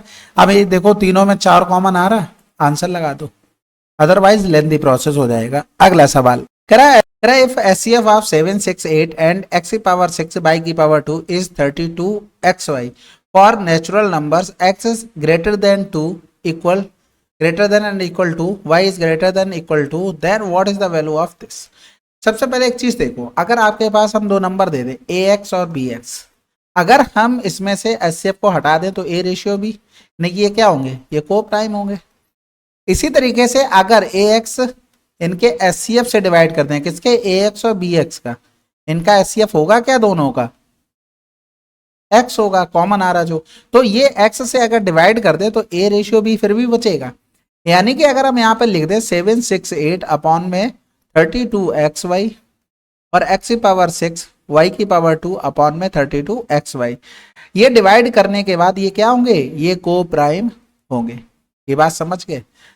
अगर हम यहाँ पर देखेंगे तो सबसे पहले तो ये काट लेंगे तो 8 चौक 32 हो गया, इधर 8 एकम 8, 8 दूनी 16, 8 एकम 8, इधर करेंगे, क्या बात है भाई, 8 एकम 8 हो गया, 8 ने 72 होगा, 4 बचा 8 छंग 48, इधर करेंगे तो 24 चौको 96, इधर ये कट गया, ये इससे यहाँ से कट जाएगा, यानी कि 24 अपॉन में एक्स वाई, इधर हो गया एक्स की पावर 5 और वाई अपॉन में 32। अब यहाँ पर एक चीज देखना, अगर x बराबर हम 2 पुट कर दें, क्या पुट कर दें, x बराबर 2, तो इधर ये क्या बना देगा 2 की पावर 5 और इधर क्या बना देगा 2, तो जो बचेगा ये कैंसिल आउट होकर 12 बटे में बाई, ये इससे कैंसिल आउट, ये बाई। अब y की वैल्यू ऐसी रखनी है जैसे कि ये कोप्राइम बने रहे, कि y बराबर अगर 2 रखा तो ये 12 बटे में 2 कॉमा में 2, यानी कि ये 6 कॉमा में 2, ये कोप्राइम नहीं है तो पॉसिबल नहीं है। y बराबर 3, 2 कम से कम रखना है, y इक्वल भी बोला है, ये देखो यहाँ पर। फिर y बराबर में अगर ये हमारे पास 3 रहा तो 12 बटे में 3 और 3, यानी कि ये क्या आ गया 4,3, ये पॉसिबल है, यानी कि x बराबर 2 हो गया, y बराबर 3 हो गया, दोनों का सम करेंगे तो 5 आंसर। अगला सवाल करा, देखो ये भी आसान है। सबसे पहले आपको एक चीज बताई थी कि अगर a की पावर में ऑड प्लस में b की पावर में ऑड ये लिखा हो तो इसका एक फैक्टर a प्लस बी होगा। फार्मूला याद है ना, a की पावर 3 प्लस b की पावर 3, उससे याद रखो। अगर माइनस होगा तो एक फैक्टर ये होगा। इसका मतलब हम यहाँ पर अगर डिविजिबिलिटी चेक करेंगे, हम इसकी चेक कर लेते हैं। 7 5 12 हासिल लगा 1 हो गया, यानी कि 6 हो जाएगा, और 13 हासिल लगा 1 हो गया, और 7 5 12 1 13 फिर से हो जाएगा, यानी कि ये देखो 2 से डिवाइड हो गया, 3 3 6, 3 से भी डिवाइड हो गया, 37 से में डिवाइड और चेक करना है, यानी कि अगर हम देखेंगे तो ये 3 बार चला जाएगा, 3 सत्ते 21, 3 त्रिका 9 2 11, 2 बचा, फिर ये 6 बार चला जाएगा, 6 सत्ते 42, यहाँ पर ऐसे लिखो 6 सत्ते 42, 6 3 18 4 22, कट गया, यानी कि 37 से भी कट गया तो आंसर आ गया। कह रहा 2 धनात्मक संख्याओं का योग 40 है, यानी कि 2 धनात्मक संख्याओं का योग 40 है। इन दोनों संख्याओं का जीएम उनके एम से 20% कम है, यानी कि अर्थमेटिक मीन लिखेंगे तो a प्लस बी बाई 2 और ज्योमेट्रिक मीन लिखेंगे तो अंडर रूट में a भी होता है। ठीक है, ये तो पता होगा ना, जैसे ए बी सी का अगर ज्योमेट्रिक मीन लिखना हो तो cube root a b c हो जाता है, 4 हो तो 4 रूट ए बी सी हो जाएगा। ठीक है, वो ये कह रहा था एम से 20% कम है, 20% मतलब क्या हो गया 1 बटे में 5, 5 से कम 4 बटे में 5 है।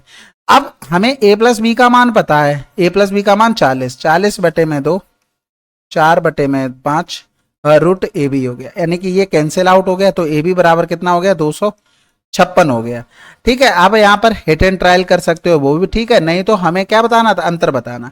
आपने फार्मूला पढ़ा होगा कि अगर ये दिया हो हमारे पास ए माइनस बी पर जाना हो तो under root a square minus का 4 इंटू में ए बी। भाई ये चीज पढ़ते हो ना, x plus 1 upon x, a दिया हो तो x minus 1 upon x under root a square minus का कितना हो जाएगा 4, लेकिन इन दोनों का प्रोडक्ट भी आ जाता है, तो यहाँ तो ये कट जाएगा लेकिन इधर कटता नहीं है, तो हमें यहाँ से डायरेक्ट मान निकालने थे, यानी कि ए स्क्वायर का मतलब क्या हो गया 4 का स्क्वायर 40 का 1600 माइनस में 4 गुणे ए बी, यानी कि 256, यानी कि 1600, 4 छंग 24 और 25 चौकू 100, यानी कि 102, 14 से 10 से 4 गया 6, 9 से 2 गया तो 7 हो गया, इधर बच गया हमारे पास 5, तो ये कितना आ गया 24।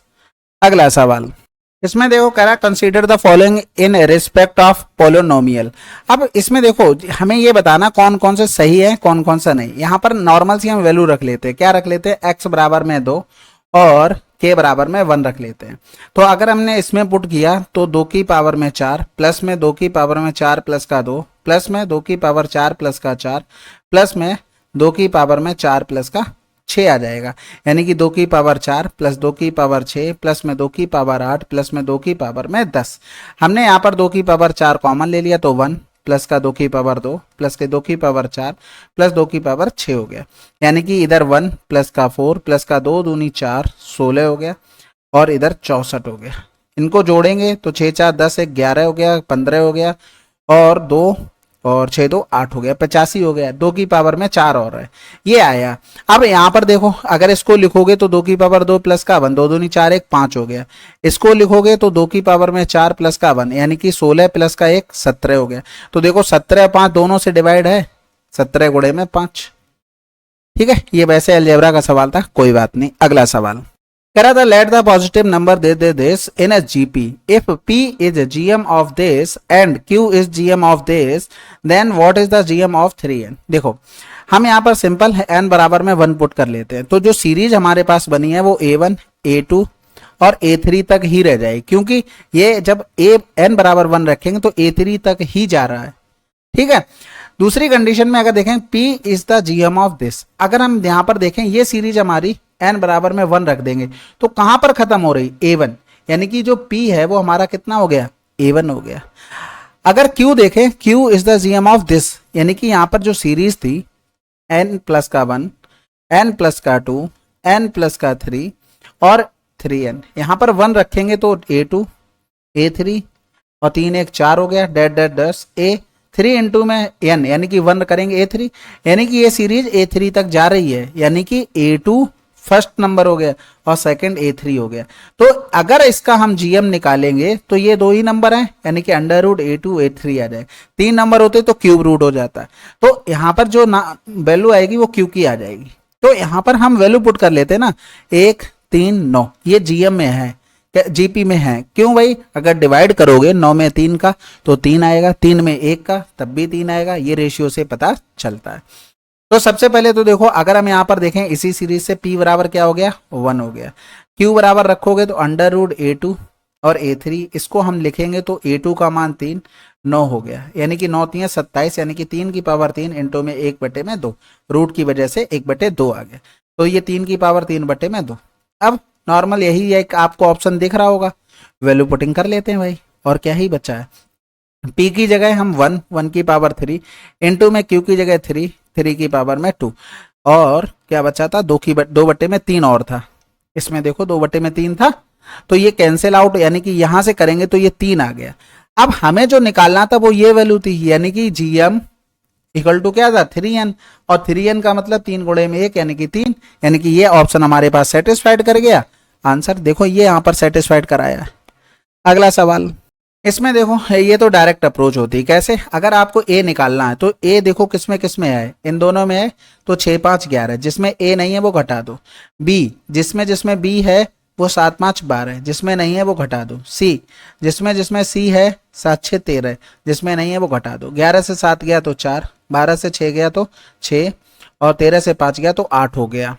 तो डायरेक्ट वैल्यू पुट कर लें, a की जगह 4 माइनस का 6 प्लस का 8, और इधर करेंगे a प्लस बी, यानी कि 4 प्लस का 6 माइनस का 8, तो 8 4 12 से 6 गया तो 6 हो गया, 6 4 10 से 8 गया 2, यानी कि 3 रेशियो में 1 आंसर।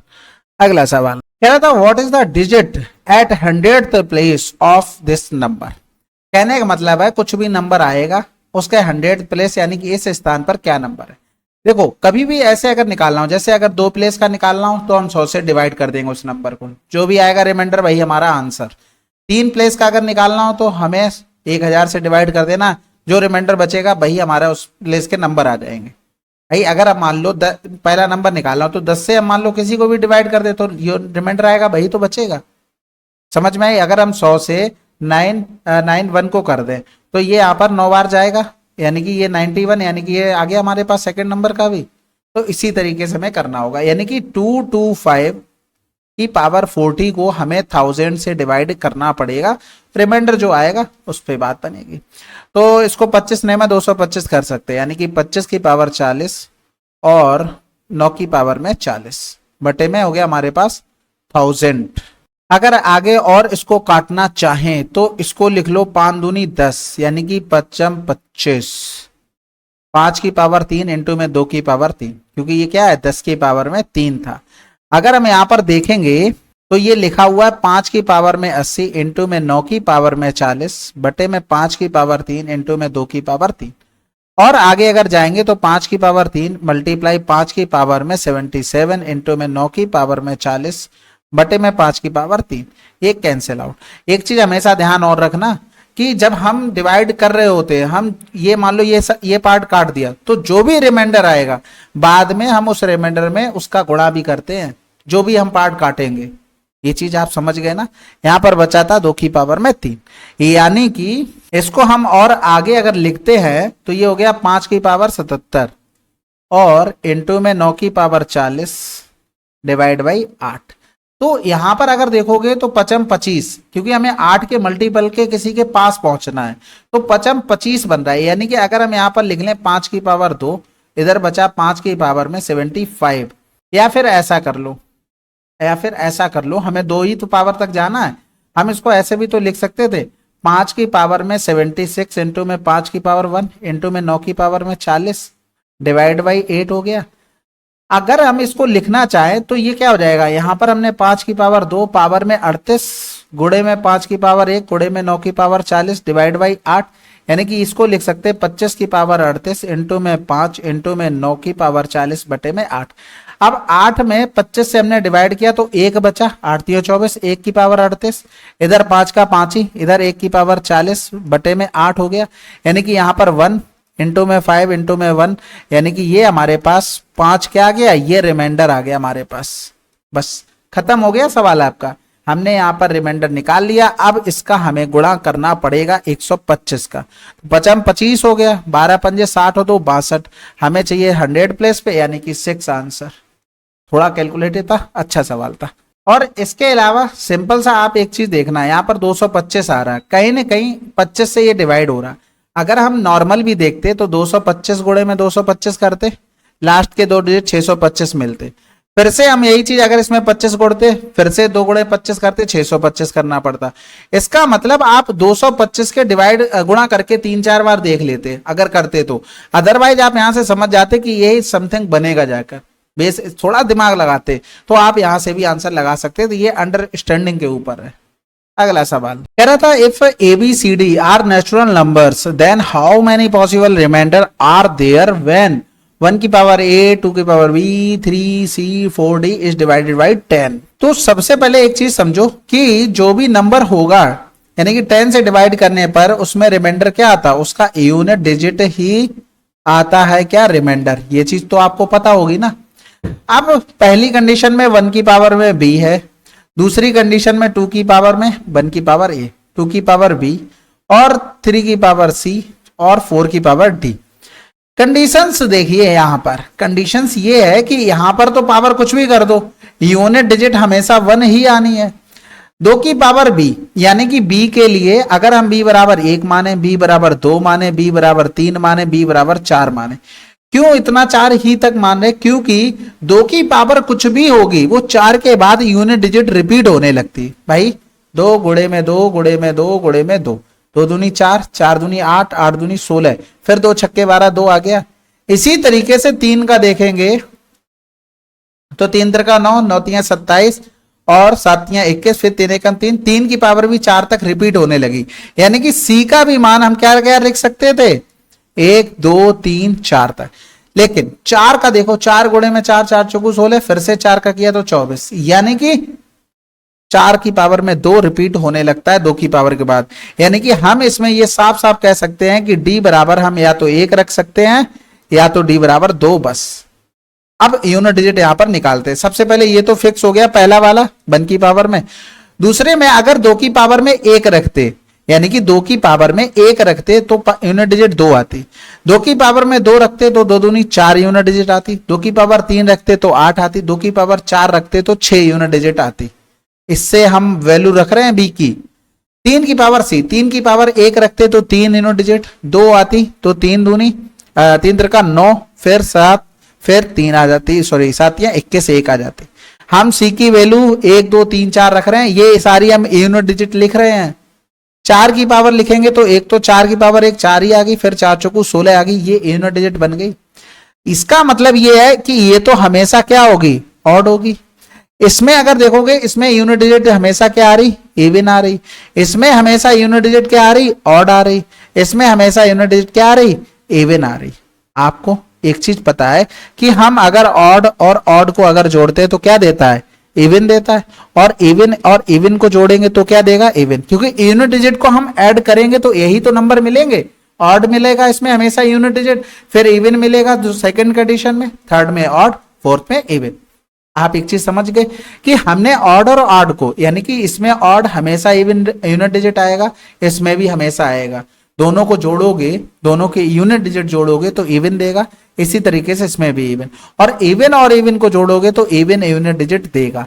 यानी कि जो यूनिट डिजिट हमारे पास पॉसिबल है वो 2 है, 2, 4, 6 और 8। इसके अलावा हमारे पास यूनिट डिजिट नहीं हो सकती है।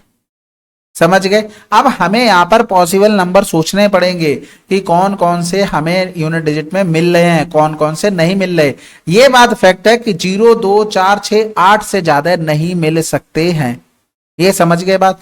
यानी कि पहली कंडीशन में अगर यूनिट डिजिट जोड़ते तो 4, 3, 7, 2, 9, 9, 1, 10, यानी कि 0 यहां पर मिल गया यूनिट डिजिट। दूसरे में देखते 9, 4, 13, 13 और 6 कितना हो गया? 19 हो गया। अब यहां से तो बात चलेगी नहीं, क्योंकि हमें इनको भी जोड़ना पड़ेगा, एक को, चारों को लेकर। तो सबसे पहले देखना 1 और 2 3 हो गया, 3 और 3 6, 6 6 12, यानी कि 2 यूनिट डिजिट मिल गया। फिर अब हमने पहली वाली लाइन के दोनों को खत्म कर लिया, अब इसको हटा दो, 2 मिल गया। अब क्या करते हैं?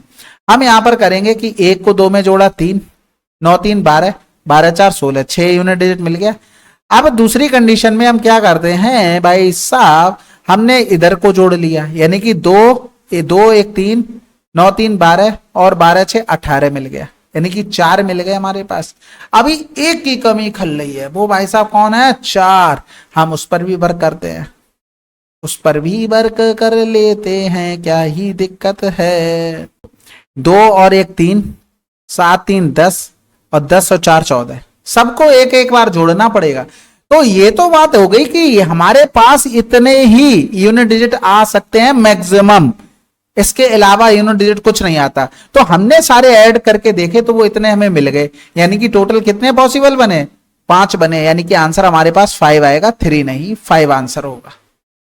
समझ में आ गई? यानी कि उसने यही पूछा था कि are natural number how many possible remainder, तो कितने हैं? 5 हैं, 5 के अलावा और कुछ नहीं, क्योंकि जो मैक्सिमम केस थे वो हमने यहां से बना लिए। इसके अलावा आप जोड़ते रहो आराम से, कोई दिक्कत ही नहीं है। अगला सवाल करें, चलो फिर। अच्छा, इसमें एक चीज और समझ लेना, ऐसा मत करने ना 8 और 7 को जोड़ लिए, सबको एक एक करके सभी से लेना पड़ेगा, तभी उनका सम निकाल पाओगे, नहीं तो फिर और भी निकाल लोगे तुम। अगला सवाल करते हैं, क्योंकि हम कंडीशन बनाएंगे चारों कंडीशन में, तो यहाँ रिमाइंडर जो है वो बन ही रहेगा, यहाँ बन रहेगा, यहाँ बन रहेगा, इस तरीके से चीजें चलेंगी। तो ये थोड़ा बहुत आप अंडरस्टैंडिंग रखेंगे, बिल्कुल छोटे बच्चे तो है नहीं, अच्छे लेवल की चीजें कर रहे हैं, तो फिर अच्छे ही बच्चे होंगे आप। अगला सवाल कह रहा था, if n is positive number then what is the sum of all distinct remainder of 10 by dividing this for different values of n।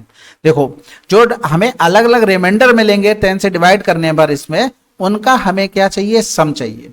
तो बिल्कुल सेम सवाल है, यहाँ पर 4 की पावर n, 6 की पावर n, 9 की पावर n, 11 की पावर an हो गया। अब यहाँ पर देखो n बराबर में 1 पुट करोगे तो 4 मिलेगा, 6 मिलेगा, 9 मिलेगा और 1 मिलेगा। यूनिट डिजिट की बात कर रहे हैं, किसकी बात कर रहे हैं? यूनिट डिजिट की। ये चीज समझ गए? अगर हमने यहाँ पर n बराबर में 2 रखा तो इधर करोगे 4 चौकू 16 हो जाएगा, इधर करेंगे 6 ही मिलेगा, इधर करेंगे तो फिर 1 मिल जाएगा, इधर 1 मिलेगा। कहाँ पे थे हम लोग? थोड़ा कॉल आ गई थी। हाँ देखो, अब इसके बाद देखो n बराबर 3 वगैरह नहीं रखेंगे, क्योंकि यहाँ पर आप देखना ये रिपीटेशन शुरू हो गई 4 की। 6 की पावर कुछ भी करते चले जाओ 6 ही मिल रही है। 9 की पावर अब एक्स्ट्रा 3 में जाओगे, फिर यहाँ पर देखोगे कि 9 फिर से आ जाएगा, रिपीटेशन हो गई। 1 में कहीं पर भी चले जाओ 1 ही मिल रहा है, यानी कि आपको इन्हीं 2 पर काम करना था। यानी कि n की हमें ये दोनों मिल गई और दोनों से हमें यूनिट डिजिट पता लग गई। यानी कि अगर हमने यहाँ पर जोड़ा 6 4 10 और 20 हो गया, ये यूनिट डिजिट है। यूनिट डिजिट अगर हमने 10 से डिवाइड कर दी तो हमारे पास रिमाइंडर कितना मिला? 10 दूनी 20, यानी कि 0 मिला। 6 6 12 और 1 13 और 1 14 हो गया। 14 को 10 से डिवाइड करा तो रिमाइंडर कितना मिला? 4। इन दोनों का सम करेंगे तो 4 आंसर। अगला सवाल, इसमें देखो भाई क्या बताना, इसमें भी रिमाइंडर। तो सबसे पहले 2 की पावर 4, लास्ट के 4 चेक कर लेते हैं भाई हम, क्योंकि देखो 16 की डिविजिबिलिटी चेक करनी है तो लास्ट के 4, अगर 8 की करनी होती तो लास्ट के 3 कर लेते, 4 की तो लास्ट के 2, इस तरीके से। तो 9100 कर लेते हैं। तो 16 पंजे 80 हो गया, 1 बच गया, 9 से 8 गया, 1 उतारा लिया, 16 छक्का 96 और बचा कितना हमारे पास? 10 से 6 गया 4, 10 से 9 गया 1, उतारा लिया 0 हो गया, 16 8 128 हो गया, बचा कितना? 12। यही हमारे पास रिमाइंडर हो गया। अगला सवाल कह रहा था, if p square varies as r and q square varies as r, ठीक है, p is not equal to q, then which of the following are correct. सबसे पहले देखो p स्क्वायर वेरीज करता है r और क्यू स्क्वायर वेरीज करता है आर। यहाँ पर अगर एक कांस्टेंट मान ले, इधर हमने मान लिया कि ये हो गया हमारे पास एक्स आर, ये हो गया हमारे पास वाई आर। अब ये कांस्टेंट है, एक्स और वाई को चाहे जोड़ो चाहे घटाओ चाहे कुछ भी करो, ये इन पे फर्क नहीं पड़ना है क्योंकि ये कांस्टेंट है हमारे। तो अब अगर इन दोनों को जोड़ लेते हैं क्यू स्क्वायर, तो यहाँ पर आर एक्स प्लस का वाई, यानी कि एक्स प्लस वाई तो कांस्टेंट है, चाहे डिफरेंस है कुछ भी कोई फर्क नहीं पड़ता, पहला सही है। दोनों का multiply P square Q square बराबर में आर स्क्वायर एक्स वाई तो कांस्टेंट है, कोई फर्क नहीं पड़ना, दूसरा भी सही है। डिफरेंस करते हैं p square minus q square, r common ले लिया तो एक्स माइनस वाई, ये तो कांस्टेंट है, कोई फर्क नहीं, यानी कि ये भी सही हो गया। अगला सवाल कह रहा था एक संख्या 37 को दो भागों में इस प्रकार विभाजित किया गया है कि एक भाग का 5 गुना और दूसरे भाग का 11 गुना मिलकर 227 के बराबर है। छोटी संख्या के 9 गुना का मान क्या होगा? छोटी संख्या के 9 गुना यानी कि 9 का मल्टीपल, खत्म। सॉल्व कर लेते हैं नॉर्मल। हमने ए और बी यानी कि इसके दो भाग बना लिए, इन दोनों का सम 37 था। अब कह रहा था एक भाग का 5 गुना एक भाग का 11 गुना, ये 227 बनाते हैं। कह रहा था छोटी संख्या का 9 गुना का मान, तो सबसे पहले 5 कर लो, 5 कर लो, इधर 5 का गुणा कर लेंगे, यानी कि ये माइनस माइनस माइनस ये कैंसिल आउट, 11 से 5 गया 6 भी हो गया, इधर 5 सत्ते 35 हो गया, 5 तिया 15 और 3 18 हो गया, यानी कि 7 से 5 चला गया तो 2 हो गया, और 12 से 8 गया तो 4 हो गया माइनस का, यानी कि बी बराबर कितना आ गया? 7 आ गया, यानी कि ए प्लस बी बराबर कितना था? 37 था, तो बी बराबर 7 तो ए बराबर 30 हो गया, तो हमसे छोटे का 9 गुना 63 आंसर।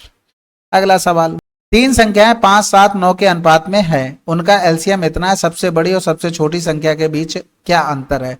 सबसे छोटी और सबसे बड़ी, यानी कि जो भी अंतर आएगा 4x आएगा, यानी कि 4 के मल्टीपल सभी है। एलसीएम लिखना है तो 5x 7x 9x, एलसीएम लिखेंगे x कॉमन, 5 7 9 में कुछ कॉमन है नहीं, ये 1260। हमें 4x की वैल्यू निकालनी थी, यानी कि इधर 4 का गुणा कर दो, इधर भी 4 का, बस इसको आप सॉल्व कर लो, आंसर आ जाएगा। करें सॉल्व? करें? क्यों, चलो करते हैं। 5 दूनी 10 बचे 25, 5 दूनी 10, 7 21, 7 छक्का 42, 9 चौक 36 हो गया, 4 चौकू 16, ये आ गया 4x का मान। अगला सवाल कह रहा था एलसीएम हमें बताना है। एलसीएम मतलब लोएस्ट कॉमन फैक्टर। तो सबसे पहले तो सबसे बड़ा नंबर पकड़ते हैं, यानी कि इधर 2 की पावर 3 है, 2 की पावर तो 3 आ ही जाएगा, तो ये हटा दो और ये हटा दो, ठीक है। इसके अलावा 9 की पावर 3 हमने यहां से लिखा एलसीएम, तो 9 की पावर 3 में ये 9 की पावर 2 भी आ गया होगा, तो यहाँ पे 9 की पावर 2 थी, आंसर लगा दो। इधर अगर हम देखते तो 13 की पावर 2 है, तो 13 की पावर 2 लेते तो ये चला गया, ये इधर चला जाता, बचा 19 की पावर 2 था, इसको लिख देते, ये भी इसी में आ जाता, ये 13 की पावर 2 ये तो इसी में लिखी गया, ये 2 की पावर 2 इसमें आ गया, बात खत्म। अगला सवाल कह रहा था what is the smallest natural number n such that this is divisible bye 910। इसका मतलब क्या हुआ? 13 सत्ते 91 गुणे में 5 गुणे में 2, इससे डिवाइड होना चाहिए। अब जो ये सीरीज लिखी है हमारे पास, इससे कुछ दिखने में आ रहा है? ये क्या लिखा है? फैक्टोरियल में लिखा है, फैक्टोरियल n प्लस का 1। इसका मतलब क्या हुआ? 1 2 ये ओपन करते चले चले जाते हैं, वही चीज लिखी हुई है, समझ में आ रही है? यानी कि जैसे फैक्टोरियल 9 लिखा हो तो 9 8 7 6 5 4 और 3 2 1 इस तरीके से लिखते हैं, वही चीज लिखी है। अब यहां पर हमें n की वैल्यू रखनी है, तो अगर हम यहां पर सबसे पहले 12 रखते हैं तो फैक्टोरियल 13 आ जाएगा, क्योंकि सबसे छोटी बात कर रहा है, तो 13 रखा हमने, 13 भी आ जाएगा, 12 आ जाएगा, यहाँ पर 11 आ गया, 10 आ गया, 9 आ गया, 8 आ गया, 7 आ गया, 6 आ गया, इस तरीके से। अब इसको 13 गुणे में 7 गुणे में 5 गुणे में 2 से डिवाइड करो, 2 देखो इधर चला गया, 5 भी आ जाएगा, 4 भी आ जाएगा, पूरा ही लिख लेते हैं फिर तो सब कुछ ही आ जाएगा। ये कैंसिल आउट हो गया, 5 5 से चला गया, 7 7 से चला गया, 13 13 से चला गया, यानी कि स्मॉलेस्ट नंबर आ गया। अगला सवाल, इसमें देखो ये सवाल एक अच्छा सवाल है। सबसे पहले देखो बहुत आसान चीज ये है इसमें कि ऑप्शन से हमें खेलना है इसमें। कैसे? जैसे ये पूरा नंबर लिखा है, अगर हम यहाँ पर देखते इस नंबर को अगर आप कैलकुलेशन करते हो तो ये नंबर क्या आएगा? ये पॉजिटिव नंबर आएगा, कहीं पर माइनस आने का तो चांस नहीं है ना, नहीं है। अगर ये सब कुछ मान लो कुछ भी नहीं होता, देखो ये पॉजिटिव नंबर आएगा, इसका मतलब ये हो गया कि ये नंबर 0 से बड़ा होने वाला है, ये बात फैक्ट है। अगर मान लो नॉर्मल ही होता तो ये क्या आ जाता? 0.5 आ जाता, यानी कि इसको ऐसे रखो, इसको p मान लो, तो p लिखो यहाँ पर, क्योंकि x ऑलरेडी दिया हुआ है, तो ये 0.5 आ गया। इसका मतलब ये हो गया कि कितना भी कुछ भी होता x का मान 0 से बड़ा ही आता है, क्योंकि 0.5 0 से बड़ा है। ये बात समझ गए।